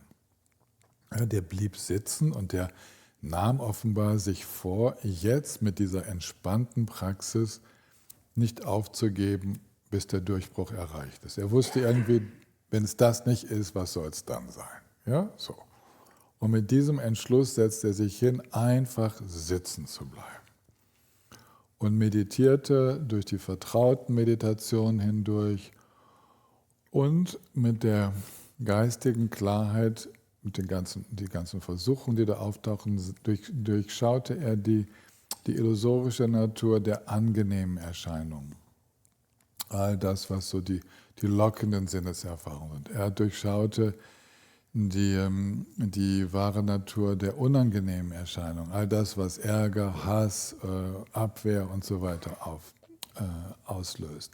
Er durchschaute die wahre Natur der neutralen Erscheinungen, speziell eben auch der Samadhis, und ließ sich in keinem Samadhi mehr einfangen von irgendeiner Form von Anstrengung, so subtil sie auch sei, nicht einmal die Anstrengung des Beobachtens, kein Kontrollieren, einfach nur Öffnung, Öffnung, Öffnung, Öffnung. Und mit dieser Öffnung ging er dann durch alle bisher vertrauten Erfahrungen, die zeigten sich ihm auf neue Art und Weise. Also die vertrauten Erfahrungen waren befreit von dem feinen Beobachten, von dem feinen Gefühl von einem Mittelpunkt oder etwas, was noch zuschaut. Das alles war weg, totale Weite und völlige Klarheit. Die Klarheit hatte er ohnehin schon, seine Meditation war immer schon klar, aber diese Meditation brauchte jetzt nicht mehr ein bewusstes sich zurückziehen von den äußeren Sinneserfahrungen. Es war egal, ob die Sinne offen waren oder ob zurückgezogen, ganz nach innen. Es war immer dieselbe Erfahrung. Und was dann passiert, wird auch recht im Detail beschrieben. Ihr müsst immer den Texten vertrauen, die das beschreiben. Ich mache das jetzt hier aus der Erinnerung. Offenbar blieb er weiter sitzen in dieser Erfahrung des Erwachens und es tauchten vor seinem inneren Auge all die Wahrnehmungen aus früheren Leben auf. Er durchwanderte seine eigenen früheren Leben und sah die Zusammenhänge und sah, wie das alles sich vorbereitet hat. Und dann weitete sich das noch weiter aus. Er durchwanderte alle Daseinsbereiche. Sein Bewusstsein war wirklich grenzenlos geworden, durchwanderte die verschiedenen Daseinsbereiche, die Leiden der verschiedenen Wesen und überall, sowohl in seinem eigenen früheren Leben wie in den Leben der anderen Lebewesen, testete er mit seiner Intuition, ob das, was er jetzt gefunden hat, ob das auch eine Antwort auf Schmerz, Kummer, Leid in diesen anderen Biografien, in diesen anderen Daseinsbereichen ist. Und so weitete sich, seine Schau weitete sich und er eilte durch die Zeitalter. Und es heißt, dass er simultan, das ist also nicht so ein sukzessives Durchgehen, ein Lebewesen, noch ein Lebewesen, sondern dass ihm simultan unzählige Leben klar wurden und unzählige Ursache-Wirkungsbeziehungen wie diese Art des Verhaltens in die Formen von Leid führt und wie diese Art des Verhaltens zu diesen Formen von Glück führt. Und also das alles fand statt in diesen Meditationen, die nicht mehr Absorptionen in irgendeinem Nichts waren oder in irgendeinem Weg von der Erfahrung, sondern die ganze Fülle der Erfahrungen aller Daseinsbereiche lud er ein in seine Meditation.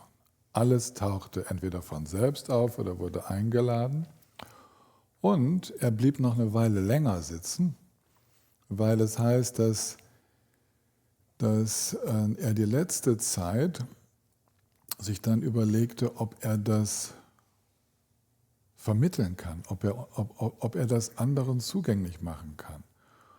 Und es heißt, dass es ihm erst wie ein Ding der Unmöglichkeit erschien, da irgendwelche Worte zu finden, irgendwie das vermitteln zu können. Und dieselben Brahma und Indra, die ihn schon bei der Geburt begrüßt haben, die tauchen dann auf dem Plan auf. Ne? Der Chef des Götterbereiches der Form, Brahma, und der Chef des Götterbereiches mit der subtilen Sinnesfreuden, die tauchen beide auf und sagen: Ehrwürdiger Meister, bitte drehe das Rad der Lehre. Ja? Sagt er. Wie denn? Versteht doch keiner. Doch. Es gibt welche, die sind bereit. Sagt er, wirklich? Ja, schau noch mal hin. Dann ist ein Teil der Meditationen ist dann, dass der Buddha das Karma der Lebewesen kontempliert, also die Aufnahmebereitschaft derjenigen, die mit ihm jetzt da in diesem indischen Subkontinent unterwegs waren. Wer hier ist eigentlich in der Lage zu verstehen? Und als erstes denkt er an seine beiden wichtigsten Lehrer, und merkt, die sind schon gestorben, die sind nicht mehr da. Und dann merkt er, dort, es gibt tatsächlich welche. Es gibt tatsächlich welche, die kurz davor stehen, die eigentlich jetzt nur die richtigen Instruktionen, das richtige Vorbild brauchen, die im Prinzip verstehen könnten. Und das scheint eine ganz wichtige Kontemplation für ihn gewesen zu sein, wo er gemerkt hat, ja, es gibt Ausnahmen von der Regel des Festhaltens an Anschauung, von der Regel des Greifens nach Sinneserfahrung. Es gibt welche, die in der Lage sind, diesen subtilen Geisteszustand, der nur durch völliges Loslassen erreicht wird, durch völliges, wird nur zugänglich dadurch, dass nicht einmal mehr Interesse besteht, das Erwachen zu erlangen. Ja, nur dadurch wird es zugänglich. Also völlig sich der Entspannung und dem Vertrauen überlassen, ohne noch zu streben, aber in diesem Nichtstreben so beharrlich zu sein, bis es sich auftut. Ja? So. Und er merkt, ja, es gibt welche. Und sein späterer Weg als Lehrender zeigt, dass er vor allen Dingen unter all diesen umherwandernden Yogins aufräumt. Ja? Dass er überall, wo es, ja, weil die spirituellen Leiter dieser verschiedenen Gruppen, ich hatte gestern nochmal erwähnt mit diesen beiden Kasyapas, denen er im zweiten Jahr begegnet, die bringen jeder 500 Schüler mit und so. Das ist noch nicht der Mahakasyapa von später, das sind so. Und überall, es gibt welche, die mit ihrer inneren Suche es auch so weit getrieben haben, wie sie konnten.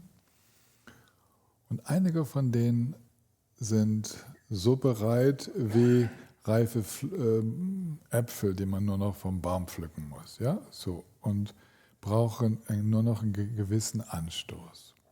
Und die ersten Lehrjahre seiner Lehrtätigkeit sind dann tatsächlich quasi so in Kontakt treten mit denen, die ohnehin schon auf dem Weg sind und von denen man es auch weiß. Und dann tauchen andere auf. Dann tauchen immer wieder Laienpraktizierende auf, Leute, die nicht unter den Yogischaren stehen, und denen gibt er dann die für sie jeweils geeigneten Unterweisungen. Und die sind auch nicht so reif wie diese reifen Äpfel. Da braucht es dann etwas länger. Aber viele erreichen tatsächlich tiefe Einsichten bis hin zur völligen Arhatschaft. Und ich lese jetzt weiter.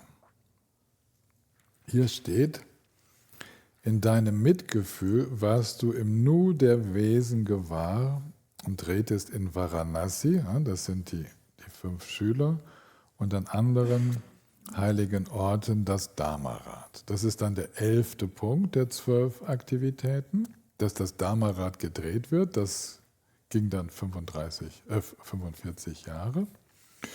Vor dir, der die Schüler in den 3 Fahrzeugen anleitet, verbeuge ich mich. Die 3 Fahrzeuge, das ist jetzt typisch Nagarjuna. Das sind jetzt die Fahrzeuge der Hörer, der Pratyeka-Buddhas und der Bodhisattvas.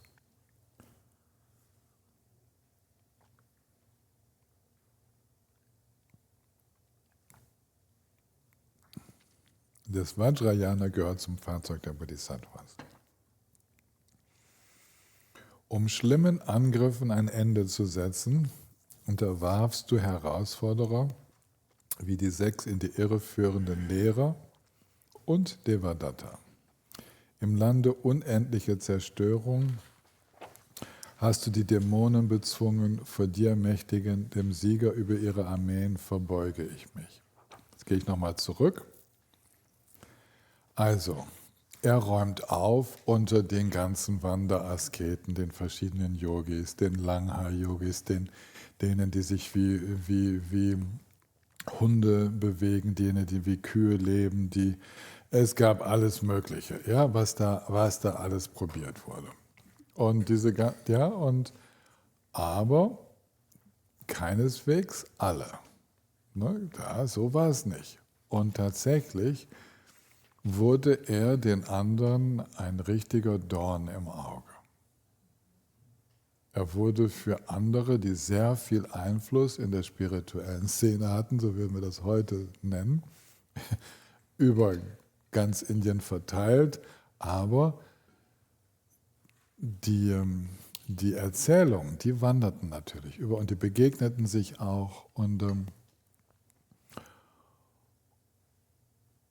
die meisten Begegnungen fanden so statt, dass er offenbar sich einfach hinsetzte, begegnete irgendeiner Gruppe von Praktizierenden und deren Anführer, deren Leiter, die setzten sich dann mit ihm hin und sie sprachen, so wie das halt Yogis sowieso eigentlich tun. Man spricht über die eigene Praxis, man teilt, und die stellten ihm Fragen zu den wichtigsten Punkten der Praxis. Und meistens war es so, dass es einfach ausreichte, die Fragen zu beantworten und ein bisschen zu meditieren miteinander, und die Sache war klar. Gelegentlich gab es einen kleinen Kampf, einen kleinen Kampf der Wunderkräfte, so, zu schauen, wer die größeren Siddhis hat, so, und der Buddha war gut bewandert in Siddhis, da scheint es an nichts gemangelt zu haben, deswegen hat er ein paar auch einfach dann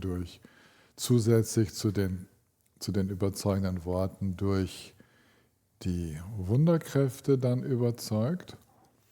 Und 6 von den großen Lehrern, die sind alle aufgeschrieben mit Namen und welche Überzeugungen die vertreten haben, und so die haben sich zusammengetan. Es war sozusagen die Opposition im Bundestag. Ne? Die haben sich zusammengetan und haben ihn zu einem Wettkampf herausgefordert. Und dieser Wettkampf, der fand dann nicht sofort statt, sondern wurde ein paar Monate später datiert, damit möglichst viele dabei sein konnten. Denn es gab eine Regel in Indien, und die galt für soweit wir wissen, für 2000 Jahre, die von der Zeit vor Buddha bis hin zu der Zeit von Atisha, also ins 11. Jahrhundert hinein, 11., 12. Jahrhundert, dass wenn ein Meister so einen Wettkampf, eine Debatte verlor, und das geschah, indem er dann sich verneigte und sozusagen klein beigab oder auch sich überzeugen ließ, dann musste er persönlich übertreten. Er musste Schüler dessen werden, der die überzeugenderen Argumente und die größeren Fähigkeiten hatte. Und alle Schüler und Schülerinnen, die gab es damals noch nicht so viele, die mussten mit. Das heißt, einen überzeugt, 500 einkassiert. Ja? So ging das. Und die waren offenbar alle ganz froh, weil sie lernten Neues dazu. Und sie merkten, eigentlich geht es um mehr. Wir können echte Befreiung erlangen. Und die haben dann auch rasant Befreiung erlangt. Also eigentlich ein total schönes Phänomen, mit welcher Intensität sich das ausweitet. Und diese 6 da, das wird dann auch, ich weiß nicht, ob das in Shravasti war, ihr müsst mal nachlesen, es lässt sich alles nachlesen. Das wurde also angesetzt und es gab auch eine Jury von dem König und den Ministern drumherum, die diesem Wettkampf, dem Spektakel beiwohnten. Und jetzt gelingt es dem Buddha, diese 6 auch noch zu besiegen. Und die laufen davon. Deren Stolz war zu groß, um zu sagen, ich werde jetzt Schüler hier bei dem. Die hatten so einen Hass, einen Ärger aufgebaut, dass sie davonliefen, aber ihre Schüler schlossen sich dem Buddha an. Die folgten dem, wie es Sitte war. Und damit, mit dieser letzten großen Debatte, auf die hier Bezug genommen wird, gab es keinen ganz großen Meister oder Lehrer mehr in Indien zu der Zeit, der noch erheblich andere Anschauungen vertreten hätte. Das war so, damit war die Sache eigentlich soweit klar. Und dann gab es aber viele andere Herausforderungen, nicht nur dann, sondern auch schon vorher. Es gab immer wieder Epidemien, es gab Dürrekatastrophen und es gab Gegenden, die so unerklärlicherweise von Schwierigkeiten heimgesucht wurden, dass man sagt, da wüten die Dämonen. Und ja, ich glaube, dass es sehr übelwollende Geistwesen gibt und auch da hat sich der Buddha dann gekümmert. Aber bei diesen späteren Jahren merkt man, dass er viel mit solchen Herausforderungen zu tun hatte. Es drohte Krieg und er hat sich zwischen die Armeen gestellt von diesen beiden Lagern. Manchmal war einer der Könige, der in den Krieg ziehen wollte, sein Schüler, später wurden es dann meistens beide. Das waren dann so die großen Herausforderungen und ihr wisst ja, dass viele von der Familie in den Orden eingetreten waren und unter anderem auch dieser Devadatta. Und da war noch ein Zwist aus frühen Jahren. Devadatta war auch so ein begnadetes Kind und die hatten schon immer im Sport und in der Schule und so hatten sie miteinander konkurriert. Und Devadatta war auch Schüler des Buddha geworden, war Mönch geworden, aber diese Eifersucht, dieser Neid ließ ihn offenbar nicht los. Für uns ist eigentlich nicht die Geschichte so interessant. Was interessant ist, dass es selbst einem Buddha passiert, dass andere nicht einverstanden sind. Und es kam dann dazu, dass dieser Devadatta tatsächlich sich auch Wunderkräfte aneignen konnte und überzeugende Wunder demonstrieren konnte und dass er mehrere hundert Schüler des Buddhas mitnahm und Die Sangha spaltete sich. Ja? Und Devadatta war der Buddha zu lax, der war zu entspannt. Devadatta, der machte etwas, es gab so einen Rechtsruck im System, versteht ihr? Ja, der Devadatta führte sehr viel asketischere Regeln für das Leben seiner Sangha ein, weil eben diese lasche Haltung, jeden Tag zu essen und auch schlafen zu können und so weiter, das gefiel ihm gar nicht. Ja, also intensivere Disziplin und unterrichtete weitgehend dasselbe wie der Buddha, aber in der Abgrenzung und so. Und gut, der Buddha schickte Shariputra und Mahamoggallana, ja, Modgayayana auf Sanskrit, seine beiden Hauptschüler. Und die taten so, die kamen bei Devadatta an und alle erhoben sich, die beiden wichtigsten Schüler des Buddhas kommen und sie verbeugen sich und setzen sich einfach dazu. Und alle denken, die sind jetzt auch Schüler von Devadatta und waren ganz begeistert. Und schlussendlich, ich weiß nicht mehr genau, wie die Geschichte geht, die beiden sind in Samadhi eingetreten, Devadatta ist eingeschlafen in der Zeit, wo er schlief und die haben geschaut, dass er richtig gut schlief, haben die beiden die Sangha unterrichtet und ihnen den wahren Dharma erklärt und Devadatta wachte auf und war alleine. So irgendwie die Geschichte. Ja, ihr könnt das ja alles nachlesen. Ich habe es selber zum Teil aufgeschrieben in dem Buch da, der große Pfad des Erwachens, da habe ich eine Zusammenfassung, aber diese Geschichten stehen zur Verfügung. Wichtig für uns ist zu hören, und das gilt zum Beispiel auch für Gengen Rinpoche, das gilt für viele große Meister, die ich kenne. Selbst so unglaubliche Meister sind nicht frei davon, dass Attentate auf sie verübt werden. Also der Buddha war, ich glaube, 3-mal Opfer eines Attentats von Devadatta. Einmal hat ihn tatsächlich so ein Felsbrocken erreicht und er fing an zu bluten.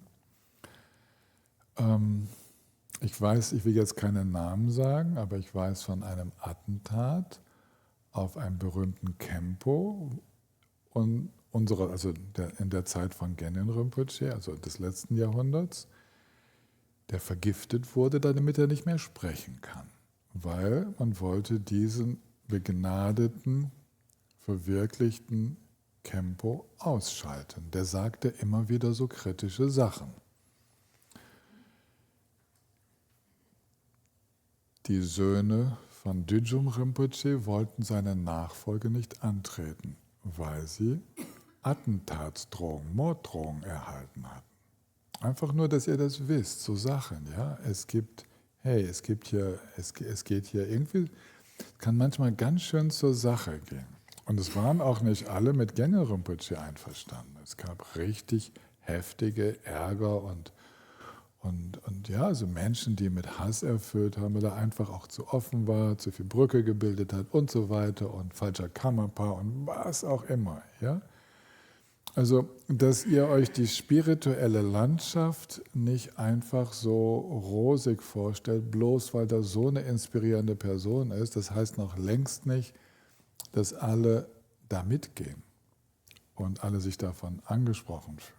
Das ist für uns die interessante Geschichte.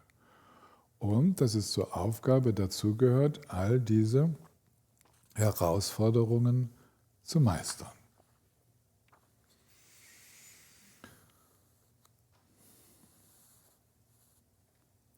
Durch Qualitäten, die in den 3 Welten nicht ihresgleichen finden, zeigtest du in Shravasti große Wunder. Vor dem Verbreiter der Lehre, der von Göttern, Menschen und allen Lebewesen zutiefst verehrt wird, verbeuge ich mich.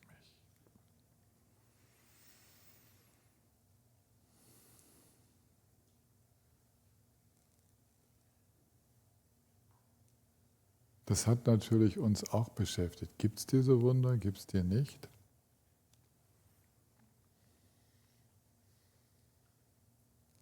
Nehmen wir an, es gibt sie. als Genyo Rinpoche uns davon erzählte, wie die großen Yogis seines Klosters aus den Höhlen heruntergeflogen kamen, um gemeinsam zu praktizieren und wieder zurückflogen und dass sie beim Abflug Fußabdrücke im Felsen hinterlassen haben und dass es sogar eine Abflugschanze gab für sie, wo es ganz besonders viele von denen gab und dass das Fliegen manchmal schwerer war, wenn sie zu viel gegessen hatten. Ja, so Dinge, ich war dabei, als er das erzählt hat, ja, und da scheint kein Zweifel dran zu bestehen. Und es gab einen Lama, Garwang mit Namen, der in Holland lebte und der das eben über Gendön erzählte. Dann haben die aber, es ist Sitte und das ist ganz normal, dass die ihre Siddhis verstecken. Also die Siddhis, die wir alle wahrnehmen konnten, war dieses Geistreden, das Geistlesen, dass er unsere Gedanken, unsere Gefühle mitkriegte, dass er Zukunft voraussagen konnte in vielen Situationen und. Aber diese anderen, das hat er vor uns versteckt. Aber Lama Garwang war zum Beispiel auch mit ihm in diesem 3-Jahres-Retreat, wo er als ganz junger Mann praktiziert hat. Und der hat dann sehr klar beschrieben, dass die innere Hitze von Genyo Rinpoche so groß war, dass ab dem zweiten Winter im Retreat sich auf dem Dach seiner Hütte und 3 Meter im Umkreis kein Schnee mehr ansammelte. Einfach eine ganz klare Beobachtung. Ja. Kein großes Siddhi, aber das Tummo war so klar und deutlich, dass es ihm ja auch später ermöglichte, in Schneestürmen ohne Dach über dem Kopf draußen zu übernachten, genau wie Milarepa. Und jetzt war ich ja da oben in Lapchi, bei den Höhlen von Milarepa. Da, wo Milarepa, ich glaube die Zahl war 21 Winter verbracht hat. Und da gibt es viele Höhlen, in denen er gelebt hat. Und ich habe tatsächlich solche Fußabdrücke gesehen, von denen es auch heißt, dass er sich spielerisch einfach mal in die Decke gesetzt hat. Oder ich habe da so einen Felsen gesehen, der absolut die Form eines Hinterns hatte, mit so einer kleinen Erhebung, wo man das Gefühl hat, der Fels ist unter einer Person, die im Vajrasitz sitzt. Einfach ist der Fels so geschmolzen und hat sich angebreitet. In einer völlig krassen Umgebung, wo es nur schnittige Felsen und so gibt, hast du einen völlig glatten Fels, als ob der ja, von einem Glasbläser gefertigt worden wäre. Ja, eine schwarze Oberfläche, total verdichtet und so Sachen gibt es da zuhauf. Ja, und ich denke mir, ja, Genyo Rinpoche hat ja überhaupt nie Wert drauf gelegt und hatte auch überhaupt kein Interesse, uns irgendwelche Geschichten zu erzählen, die nicht wahr wären, aber für ihn gab es diese Wunder. Ja, für ihn gab es das. Und ich sage euch das nur, um vielleicht den Horizont ein bisschen zu dehnen. Es ist irrelevant für die Praxis, aber es ist nicht irrelevant, wenn wir denken, was da über vergangene Zeiten berichtet wird. Dann war ich ja als Mönch in Burma unterwegs, hatte ich euch schon kurz erwähnt. Und da hatte ich Gelegenheit, mit vielen zu sprechen. Und dieselben Berichte von genau denselben Wunderkräften, die gibt es über Arhats, die bis in die 1950er Jahre in Burma gelebt haben. Und überall, unabhängige Länder, die sich auch gar nicht begegnet sind, überall heißt es, die Bedingungen dafür, dass sich solche Kräfte manifestieren, die sind verschwunden. Und das heißt, das meint man mit degenerierter Zeit. Ja, die Bedingungen, dass solche energetischen Wechselwirkungen zwischen scheinbarer Materie, was ja auch Energie ist, und dem Geist von Yogis und Yoginis, die Bedingungen dafür, dass sich das so im Außen manifestieren kann, die gibt es jetzt nicht mehr. Aber bis in die 50er Jahre war in Burma ein Arhat, der mir mit Namen genannt wurde, war bekannt dafür, dass er da einfach so rumflog. So wie Milarepa in Tibet rumgeflogen ist. Ja? Und es Geschichten gibt, wie Leute den Schatten merken und hochgucken und denken, es wäre ein Vogel. Ja, so, es gibt so Geschichten, möchte euch, warum mir das wichtig ist, ist nicht, dass ihr die Geschichten glaubt. Ich weiß auch selber nicht, ob ich sie glaube. Aber es eröffnet etwas über eine Perspektive über die energetische Natur unserer Welt. Ja, und das ist spannend. Schon als Medizinstudent hat mein bester Freund namens Dieter, hat in einem so einem 10-Tages-Retreat, von dem wir viele zusammen gemacht haben, hat plötzlich erlebt, dass er durch die Wand schauen konnte, dass er genau beschreiben konnte, was auf der anderen Seite der Wand vor sich geht. Wir waren beide völlig in der Naturwissenschaft unterwegs und so, kein Thema, aber eine verlässliche solche Fähigkeit. Ich bin dann anderen Menschen begegnet, die haben diese Hellhörigkeit gehabt. Die konnten Gespräche in 100, 200 Meter Entfernung mithören, als wären sie Spitze vom Geheimdienst und hätten irgendwie ein Mikro dort hingesetzt. Ja, so Sachen. Das ist mir halt mehrfach im Leben begegnet und deswegen haltet so etwas nicht einfach für unmöglich. Das ist eigentlich, worauf es ankommt. Und denkt dran, was wir aus der Quantenphysik, was wir da so wissen, wie dann tatsächlich unser ganzes Universum Energie ist und dass darüber überhaupt kein Zweifel mehr besteht. Ja? Dass wir es mit Energiefeldern zu tun haben, die auch modifiziert werden können. Okay. Ich war auch wo war denn das? Wie hieß denn dieser Meister?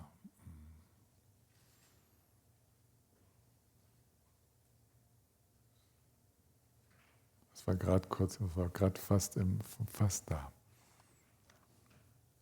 Ich komme jetzt gerade nicht mehr drauf. Ich war dabei bei diesem Meister, der diese Asche fließen ließ.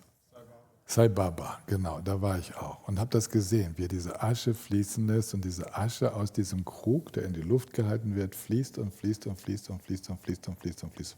Es hört einfach nicht auf. Ja, so Sachen. Er war bekannt dafür. Ne? Ja, aber deswegen bin ich noch längst nicht sein Schüler geworden. Das war nicht wichtig, das ist nicht überzeugend. Aber dass das Universum energetisch ist und dass wir vielleicht eines Tages durch die Wände gehen. Ja? Es heißt von Mapas Frau, dass sie ihn gebeten hat, doch bitte die Tür zu benutzen. Und nicht einfach durch die Wand zu kommen und plötzlich neben ihr zu stehen. Jedes Mal wird sie erschrecken. Ja? Ja, also, okay. Wir machen noch weiter und dann ein bisschen meditieren und fragen. Um die Nachlässigen aufzurütteln, verließest du am reinen Ort Kushinagar deinen unsterblichen, Vajra-gleichen Körper. Vor dir, der den Übergang ins Jenseits von Leid, der tibetische Ausdruck für Nirvana, vollzog, verbeuge ich mich. Dieser Übergang, Parinirvana genannt, das gehört auch, das ist dann der letzte von den 12 Handlungen eines Buddhas. Und damit das Reine nicht zerstört wird und künftige Wesen Verdienst erwerben können, brachtest du viele Reliquien hervor und ließest den verehrten Körper in 8 Teilen zurück. Vor dir verbeuge ich mich. Also damit es gut weitergeht, hat er für 8 verschiedene Sanghas, große Sangha-Gruppen, die sich zu seiner Zeit schon geformt hatten, ließ er genug Reliquien zurück, dass sie das in 8 Teile aufteilen konnten und alle konnten etwas mit in ihr Land nehmen, und dort ein Stupa bauen. Das waren die ersten 8 Stupas, die dann zum Gedenken des Buddhas eingerichtet wurden. Und wo wir die heilsame Kraft der Verdienste aufbauen können. Und damit wäre ich am Ende dieser dieser kleinen Unterweisung zu den 12 Handlungen des Buddhas. Eine von mir gern genutzte Ausrede, euch etwas mehr zu erzählen über das Umfeld, ja, über das, das Umfeld, in dem der Buddha unterwegs war.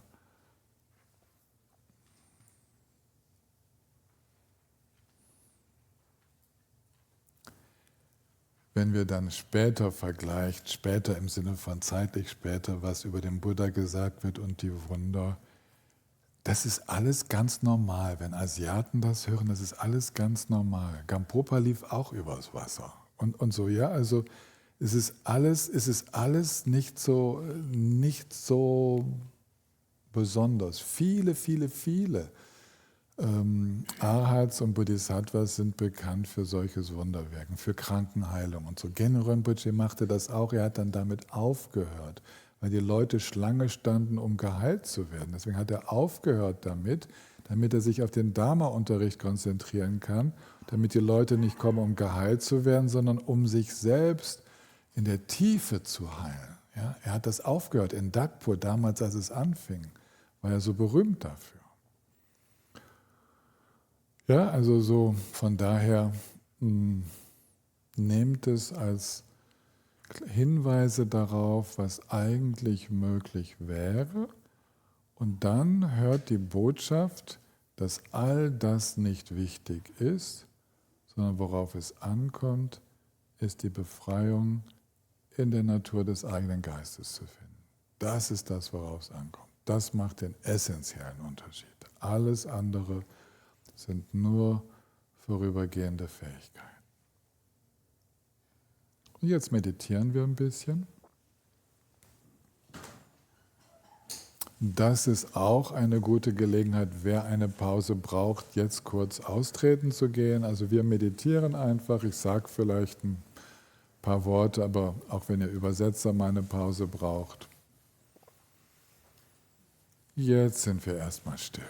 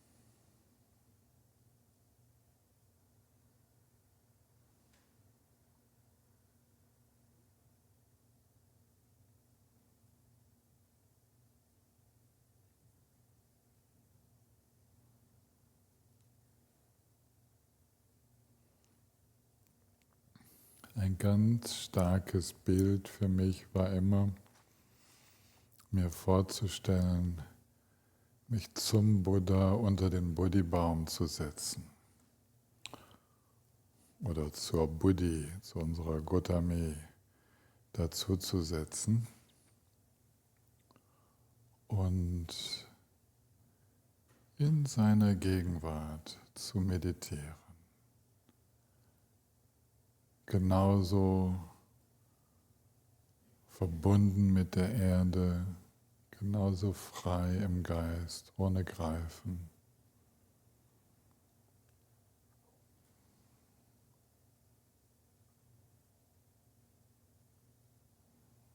Mit einem tiefen Vertrauen, dass es gar nichts zu tun gibt.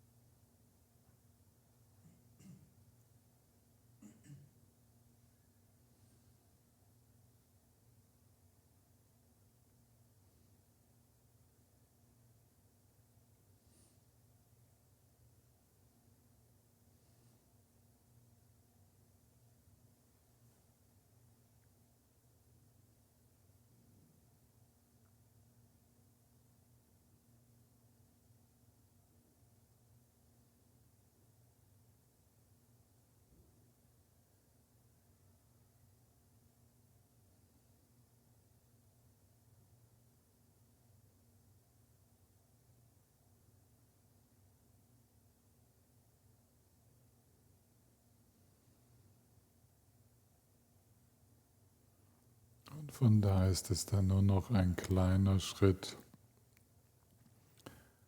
sich vorzustellen, dass der Buddha im eigenen Herzen sitzt. Denn es ist ohnehin ja alles im Geist. Es ist eine Vorstellung, die in uns etwas bewirkt, die heilsam ist und uns diese Vorstellung des meditierenden Buddhas ins Herz zu setzen, ist eigentlich einfach Ausdruck davon, dass wir verstanden haben, dass all das im Geist passiert. Dass sich die Lebensgeschichte eines Buddhas, eines Menschen von vor 2500 Jahren, dass sie sich in unserem Geist vollzieht und nur so hilfreich ist, wie das, was sie in uns an Inspiration auslösen kann.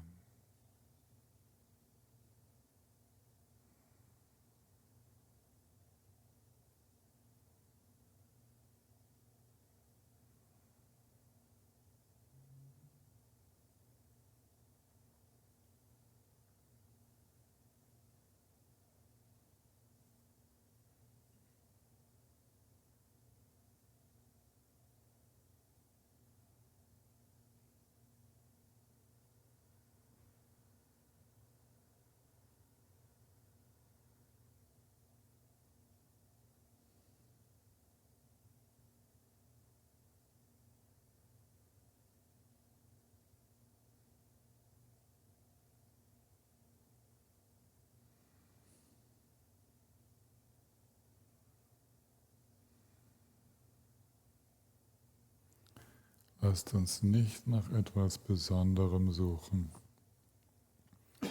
sondern alles Besondere und Künstliche loslassen,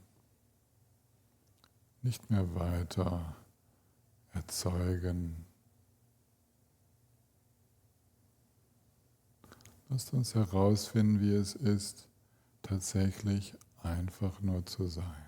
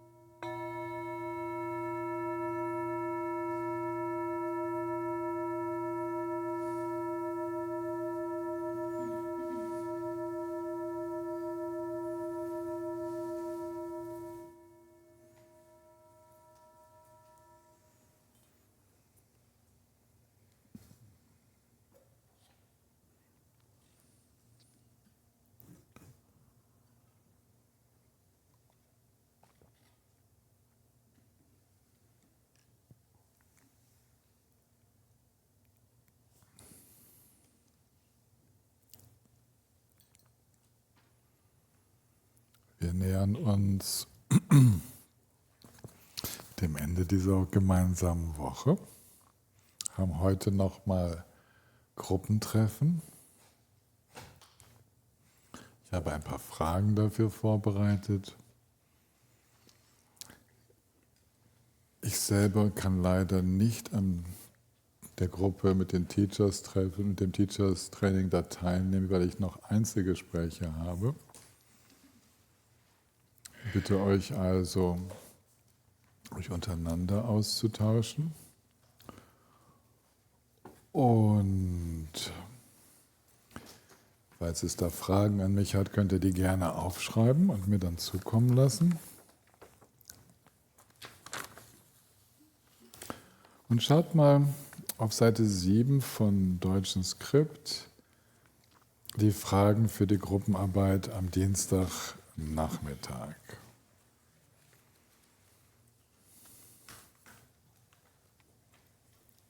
Wann und wofür brauche ich welche Art Lehrer? Einmal, dass wir uns klar sind darüber. Wen spreche ich worauf an? Das ist so ein Irrtum, alles mit einem Lehrer, einer Lehrerin abdecken zu wollen. Das geht irgendwie nicht. Ja, wenn wir das versuchen, engen wir die Situation sehr ein. Es gibt sehr viel mehr Möglichkeiten zu lernen.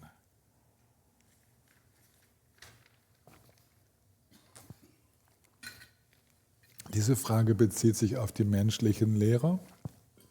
Die zweite Frage, wie wirken die 4 Arten von Gurus zusammen? Da möchte ich, dass ihr euch nochmal erinnert, was waren die 4? Und wie helfen die mir? Wie helfen mir die 4 verschiedenen Gurus, die anderen Gurus zu verstehen?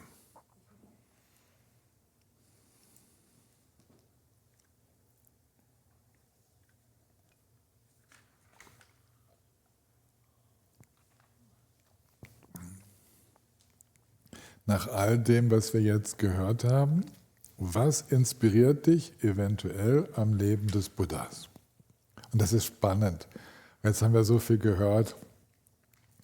Heiliges und Wunderbares und Profanes. Und was inspiriert mich? Was inspiriert dich? So, und das zu hören. Es ist spannend, in der Gruppe zu hören, dass vermutlich dann doch nicht alle vom selben inspiriert sind. Ja, das ist schon auch gerade wieder in sich ein toller Prozess, ein toller Lernprozess zu merken, im Grunde genommen inspirieren uns die Qualitäten in der Lebensgeschichte des Buddhas, nach denen ich mich vielleicht am meisten sehne oder wo ich am ehesten mal in Verbindung treten kann. Die Frage jetzt, gibt es einen Buddha in dir? Wie spürst du ihn? Das hatten wir schon so ähnlich. Vielleicht, wenn es euch nervt, da nochmal reinzugehen, dann überspringt ihr doch einfach. Das ist ja so ähnlich wie die Frage nach der Buddha-Natur in uns. Ne? Wie entsteht eine gesunde Sangha? Naja, das ist ja natürlich wieder ein tagfüllendes Thema. Guckt da mal, wozu ihr kommt und was euch interessiert als Frage. Und fürs Teacher-Training, was ist mit Sangha-Körper gemeint? Was versteht ihr darunter und was ist wohl gemeint gewesen von Thich Nhat Hanh? Und auch fürs Teacher-Training, weil es da ja um die Multiplikatoren geht, welche Art des Unterrichtens fördert Sangha-Zusammenhalt?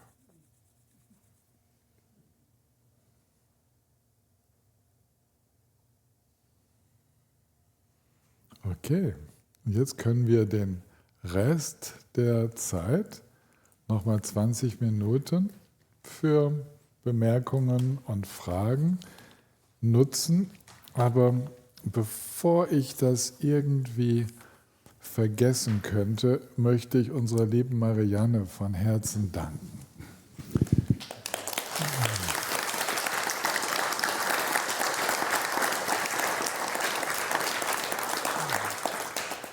dass du da so wunderbar alle begleitet hast, inspiriert hast mit deinen Unterweisungen. Ich durfte leider nicht dabei sein.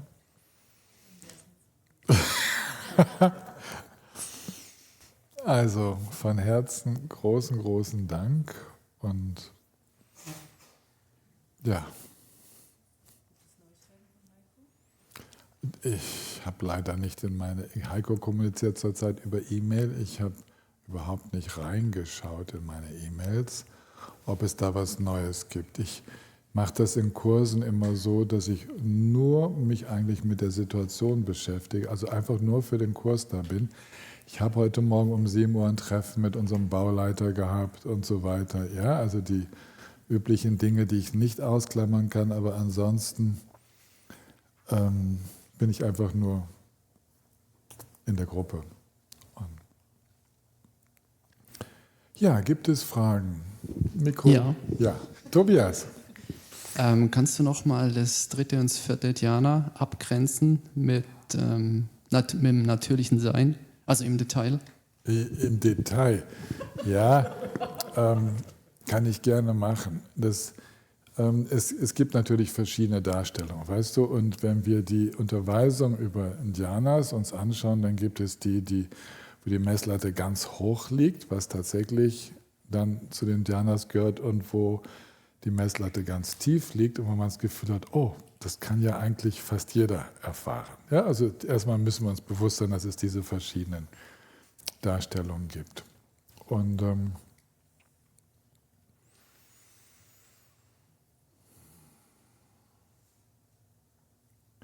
Unterschied zwischen dem 3. und 4.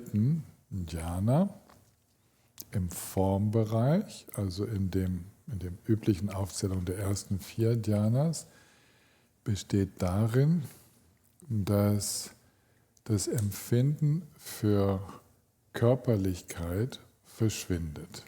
Ja? Im Unterschied zum 3. Dhyana ist im 4. Dhyana es so, dass du nicht mal mehr deine Atmung wahrnimmst, dass das Bewusstsein so fein wird, dass Körper einfach nur Geist ist. Da wird keine Körperlichkeit als solches wahrgenommen. Ja, das ist der wesentliche Unterschied.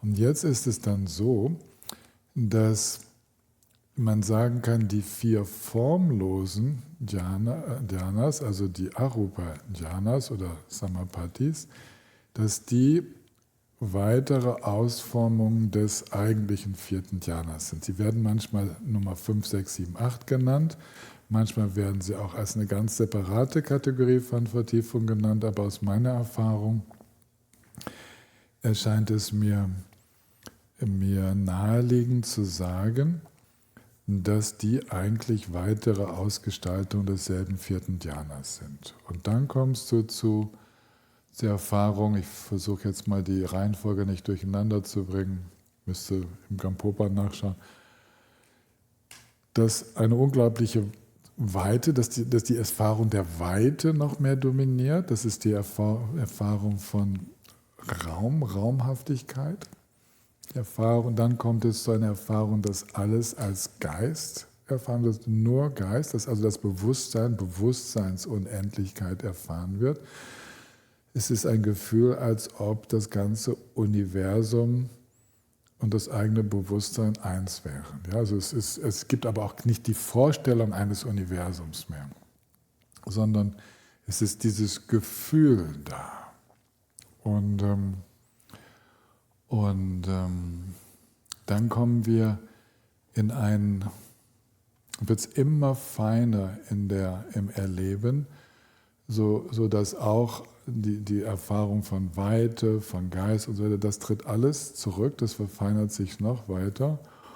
Und es findet ein Erleben von einer ganz feinen Vitalität noch statt. Ja, also die Dynamik des eigenen Geistes wird wahrgenommen als das feinste Erleben, die feinste Erfahrung, die überhaupt noch möglich ist. Und das wäre der 3. Arupa Dhyana, und dann geht es noch mal feiner Und dann ist sich Mensch gar nicht mehr sicher, ob überhaupt noch ein Erleben stattfindet. Das ist dieses weder Wahrnehmen noch Nichtwahrnehmung. Ja?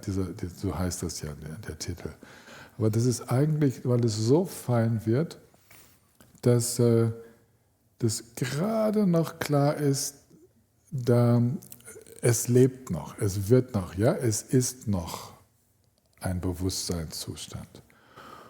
Und diese letzten, also diese 4, aber speziell die beiden letzten, der 3. und 4. Arupa-Dhyana, die sind nicht geeignet wirklich für Erkenntnisprozesse. Der Geist ist so weit, man könnte fast sagen, er ist zu entspannt, aber es ist noch nicht so weit entspannt, dass kein Beobachten. Das ist ein ganz, ganz subtiles Wahrnehmen, dualistisches Beobachten, was in allen diesen Zuständen stattfindet.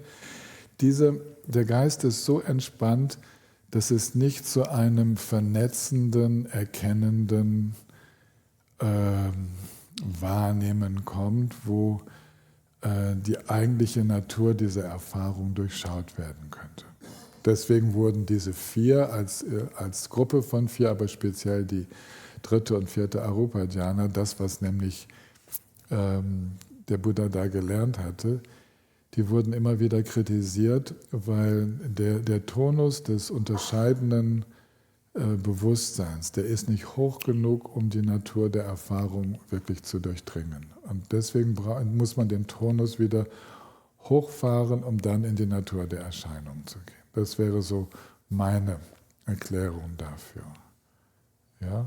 Und es gibt so viele Möglichkeiten, darüber noch zu sprechen. Aber okay. Und nimmt man da den Herzschlag auch gar nicht mehr wahr? Auch nicht mehr. Der ist dann gar nicht mehr präsent sozusagen. Nein, es kann dazu kommen, dass wirklich nicht einmal mehr geatmet wird, dass auch von außen kein Atem mehr wahrnehmbar ist. Aber zumindest innen, subjektiv ist es so, dass die Ein- und Ausatembewegungen völlig aufgehört haben. Ja. Der Herzschlag geht weiter, aber er wird nicht mehr wahrgenommen. Und ist es, wenn dir das natürliche Sein bewusst ist dieser Geisteszustand, möchte der überhaupt dann noch in die Dhyanas eintreten? Nee. Wenn du im Mahamudra bist, hast du kein Verlangen mehr, in diese Dhyanas, in diese Arupa-Dhyanas einzutreten. Die anderen, die normalen 4, die stellen sich von selbst ein in etwas anderer Form. Die normalen Erfahrungen dieser 4 Samadhis, dieser ersten 4 Dhyanas, die stellen sich alle ein, aber im Gewahrsein ihrer wahren, nicht fassbaren Natur. Also die freudvollen Erfahrungen des 1. und 2. Dhyanas, die werden sehr, sehr fein erlebt, aber ohne das Gefühl, dass ein Ich das erfährt. Die Erfahrung der zunehmenden Klarheit, die besonders im 2. und 3. Dhyana dominiert wird, als eine natürliche, klare Fähigkeit des Geistes erlebt, einfach wahrzunehmen, unterscheiden zu können. Und das Nichtdenken, was zunimmt in diesen Jhanas vom 1. bis zum 4., aber besonders im 4. dann völlig dominiert, dieser gedankenfreie Zustand, der wird entweder als Gedankenfreiheit zwischendurch erlebt oder als eine Gedankenfreiheit mitten in den Erscheinungen, also im Durchschauen all dessen, was auftaucht, ohne sich in Gedanken zu verwickeln. Da ist eine neue Freiheit, die dann da auftaucht. Ja, also und eigentlich in die klassischen, in die vorherigen Samadhis nochmal zurückzugehen, das ist weg. Das geht auch wie gar nicht, weil du kannst ja nicht dein Verständnis, deine Einsicht von der Natur der Erfahrung irgendwie weglassen. Das geht irgendwie nicht. Okay. Mhm. Tillmann?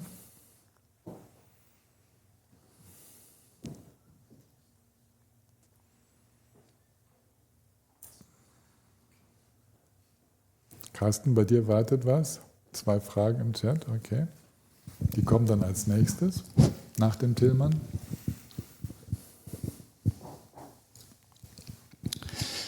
Du hattest im Zusammenhang mit den Lobpreisungen auch gesprochen über die Anfeindung, die der historische Buddha erlebt hat. Und was du da beschrieben hast, das waren im Grunde war kompetitiv diese Anfeindung, also waren spirituelle Konkurrenten, mit denen er sich dann auf den Wettstreit eingelassen hat. Ich stelle mir also meine Frage bezieht sich auf die gesellschaftlichen Widerspruch, den es sicher auch gegeben hat. Er war ja sehr revolutionär, zum Beispiel in Bezug auf die, hast du erzählt, mit den Kasten und dass er auch Frauen dann später ordiniert hat. Das wird sicher vielen nicht gefallen haben in dieser wahrscheinlich eher orthodoxen, konservativen Gesellschaft. Und ist dazu was bekannt, wie er damit umgegangen ist? Mich interessiert es auch vor dem Hintergrund dessen, wie kann er uns ein Vorbild sein für die Situation heute, die wir politisch erleben, wo auch sehr heilsame Entwicklung, nehmen wir mal an, zum Beispiel die ökologische Bewegung, wie die diskreditiert wird und wie Gewalt eingesetzt wird, um solche Dinge klein zu halten.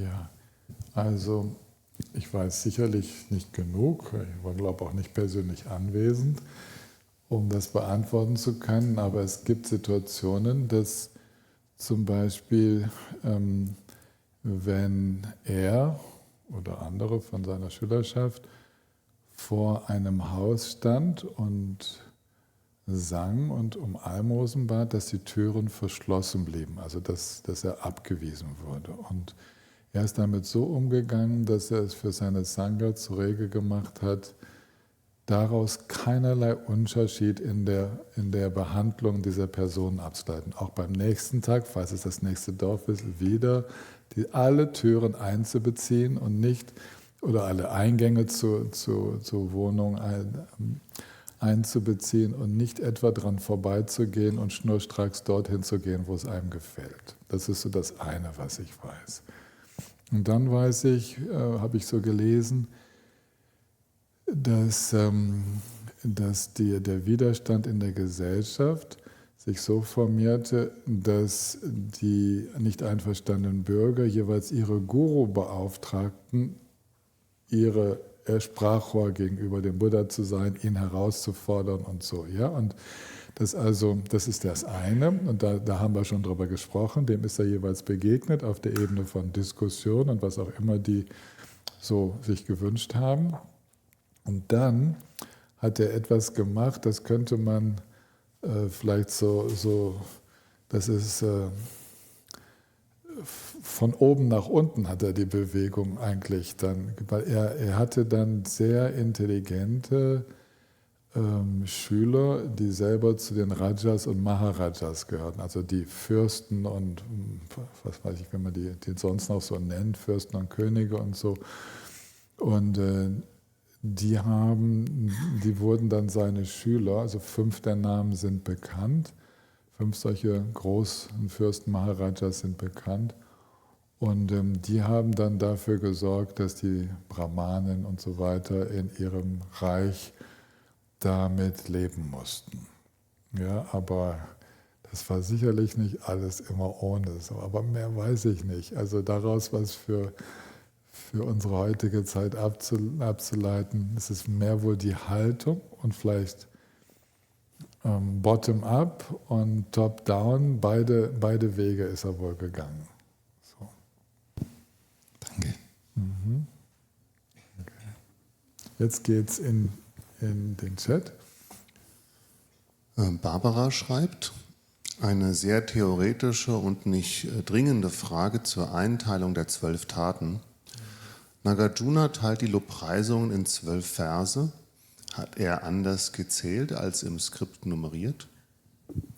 Das ist nicht jedes Vers eine Tat und es sind tatsächlich 12 Verse, aber die Nummern habe ich euch ja reingeschrieben. Manchmal sind 3 Nummern in einem Vers und dann sind Verse, die gar keine Nummer haben. Also von daher sind es nicht die Verse, sondern ihr müsst auf die Nummern, zumindest habe ich die in die deutsche Version reingeschrieben. Ne? Also da müsst ihr auf die Nummern schauen. Das sind die Handlungen und da gibt es zu jeder dieser Handlungen gibt's ausführliche Erklärungen, Kommentaren und so.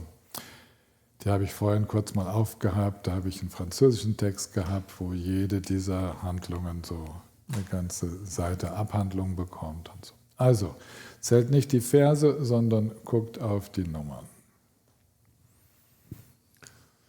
Marita schreibt, kannst du bitte was zu den 2 Gazellen sagen, die rechts und links des Dhamma-Chakras immer wieder dargestellt werden? Vielen Dank. Gerne. Rechts und links des Dhamma-Chakras, wisst ihr, das ist ja dieses, ich muss es für alle erstmal darstellen, das ist dieses 8-speichige Rad mit den 8 Knöpfen, das steht für den 8-fachen edlen Weg. Und das Drehen des Rades, wie so ein Steuerrad, das ist so das in Bewegung setzen des Rades der Unterweisungen. Und da schauen doch die Gazellen, die schauen immer in Richtung auf das Rad. Und diese Symbolik steht für das erste Drehen des Rades der Unterweisung im Gazellenhain von Sarnath in der Nähe von Varanasi. Da außerhalb von Varanasi, ich denke, es ist schon eine Tageswanderung entfernt etwa, da fand die erste Unterweisung mit den 5 ehemaligen Schülern und Vertrauten statt, die dann zu den ersten Schülern des Buddhas wurde. Und in diesem Hain waren diese besonderen Gazellen, man nennt sie auch Krishnasara Antilopen. Diese Gazellen sind besonders dafür bekannt, dass sie beim Fressen, beim Zupfen der Gräser darauf achten, dass sie nach Möglichkeit nie ein Insekt töten. Und sie stehen für dieses Prinzip von Ahimsa, von Gewaltlosigkeit. Also nicht nur hat es diesen historischen Bezug zum Gazellenpark von Sarnath, sondern es hat auch noch den Bezug, dass die ganze Lehre des Buddhas in diese Gewaltfreiheit, diese Gewaltlosigkeit und den totalen Respekt vor Lebewesen eingebettet ist.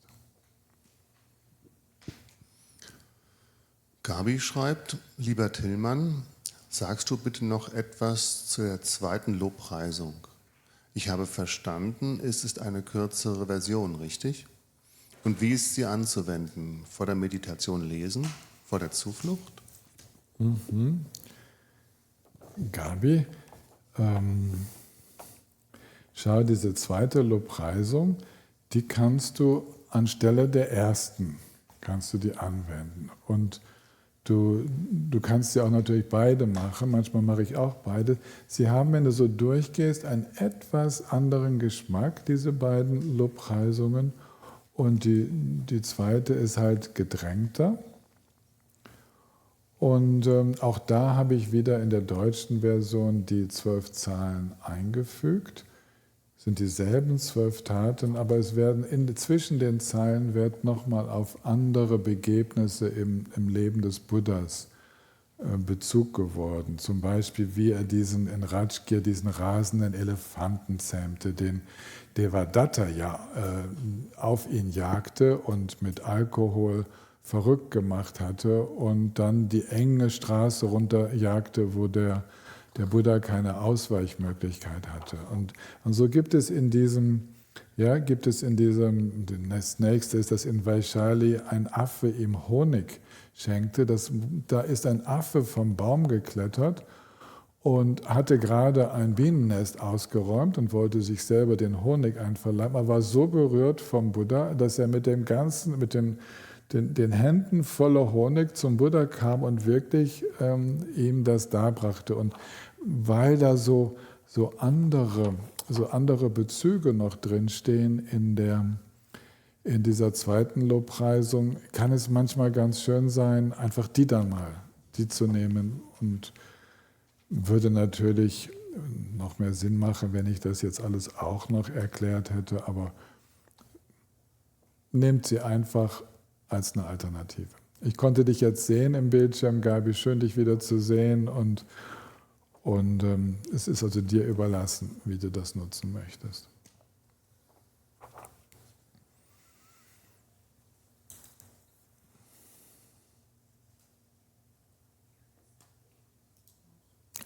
Iris, ja?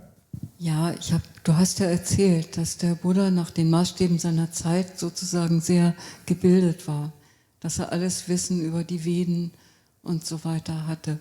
Und ich habe jetzt so eine schlichte Frage. Also ist das, was wir alles studiert und gelernt haben und versucht haben zu durchdenken, ist das sozusagen Ich-Anhaftung? Und wie weit kann uns das vielleicht helfen? Ich weiß es nicht, um die Natur des Geistes zu erkennen oder uns dem mehr anzunähern. Es ist ja so viele Jahre des Studiums und so weiter, was viele oder wir alle gemacht haben. Ja, das ist meine Frage. Interessante Überlegung, nicht? Ich denke, also Iris, du bist ja selber eine sehr belesene und gelehrte Frau mit mehreren Studiengängen, und ich denke, die Antwort ist mehr im Wie, nicht die Tatsache des Ob, sondern wie wir studiert haben. Und dann kann es natürlich sehr hilfreich sein, weil wir können damit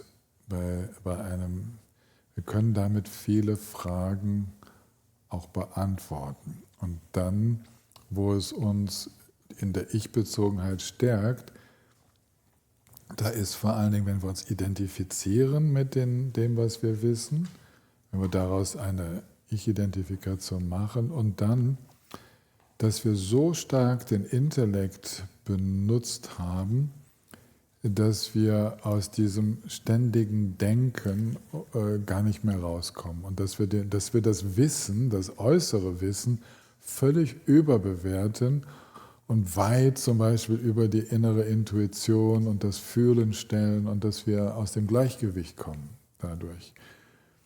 Also es kommt auf die Inhalte des Studiums an, es kommt auf das Wie des Studierens an, und dann kommt es auch noch darauf an, gleichzeitig zu lernen, auch mal nicht zu studieren.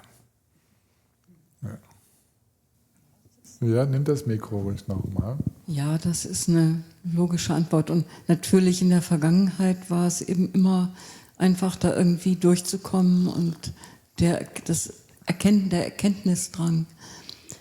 Und wie kann das münden eben in das heutige Sein, wo wir ganz andere Anliegen haben? Also in der Vergangenheit war es ja anders. So ganz verstehe ich die Frage nicht. Du meinst die Inhalte, die so in der Vergangenheit anders waren, oder meinst du, welche Art des Studiums jetzt heute noch hilfreich wäre, oder was ist? Eventuell, ja. Ach, die Wege sind verschlungen. Es soll ja Menschen geben, die über das Studium der Mathematik zu tiefsten Einsichten ins Sein, also wie unterstützt werden. Da drin wäre nicht mein Weg gewesen.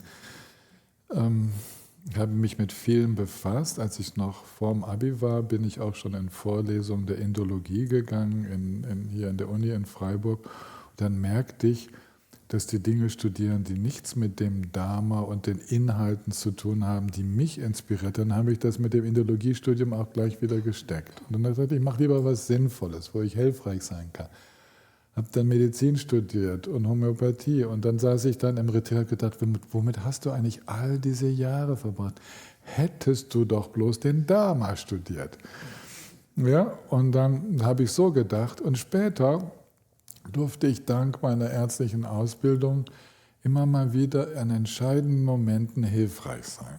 Ja, also wo es konnte manchmal etwas ganz Schlimmes abwenden oder durfte mich dann auch um die vielen Lehrer kümmern, die vorbeikamen. Fast alle tibetischen Rinpoches, die bei uns vorbeikamen, kamen dann in Behandlung. Und ja, ich war vom Karmapa, dann auch der Arzt in den ersten Jahren und durfte von Genro Rinpoche in den letzten Jahren und so. Das waren alles wunderbare Möglichkeiten und es brauchte auch im Kloster und in den Retreatzentren, es brauchte ja einen Arzt, nachdem mein Vorgänger, der auch 2 Retreats gemacht hatte, nicht mehr im Kloster war, nicht mehr vorhanden war.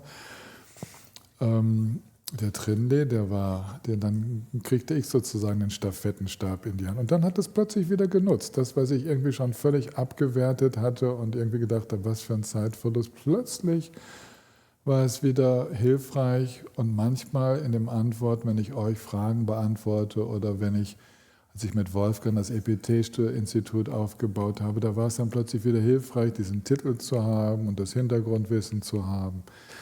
Also, das habe ich jetzt sehr persönlich geantwortet, weil ich wollte eigentlich nur sagen, die Wege sind verschlungen und manchmal ist man schon überzeugt, dass das alles für die Katz war und nachher dient es dann doch. So. Vielen Dank. Das ist so. Ja, ich wollte es nochmal ansprechen. Okay. Und damit gehen wir in die Nachmittagspause. Wir widmen zusammen. Es ist ja auch, also ich werde morgen nochmal meditieren mit euch, eine Kurzunterweisung geben, irgendetwas Spontanes und dann gibt es die Schlussrunde. Wir treffen uns um 9 Uhr morgen früh, alle zusammen um 9. Ist nicht um 10, sondern um 9. Marianne ist arbeitslos morgen früh. Und wir machen das alles gemeinsam. Und wir sitzen dann auch, wir machen dann so einen eiförmigen Kreis wahrscheinlich. Also, lasst uns widmen. Sunam de tam jesing panin tapne ne penjanam pam jene kenga na chim balam jumpayi simpen solen jovan jovasho jampem pawun chita kempadan kunto zampo deyan de shinje Denda kunjin jesu da lom jing gewan denda tam jedab tungo Sangye kusum ne benjen lamdang shane minjur dem benjen lamdang Kende minje de benjen Sita no waman lam jumpasho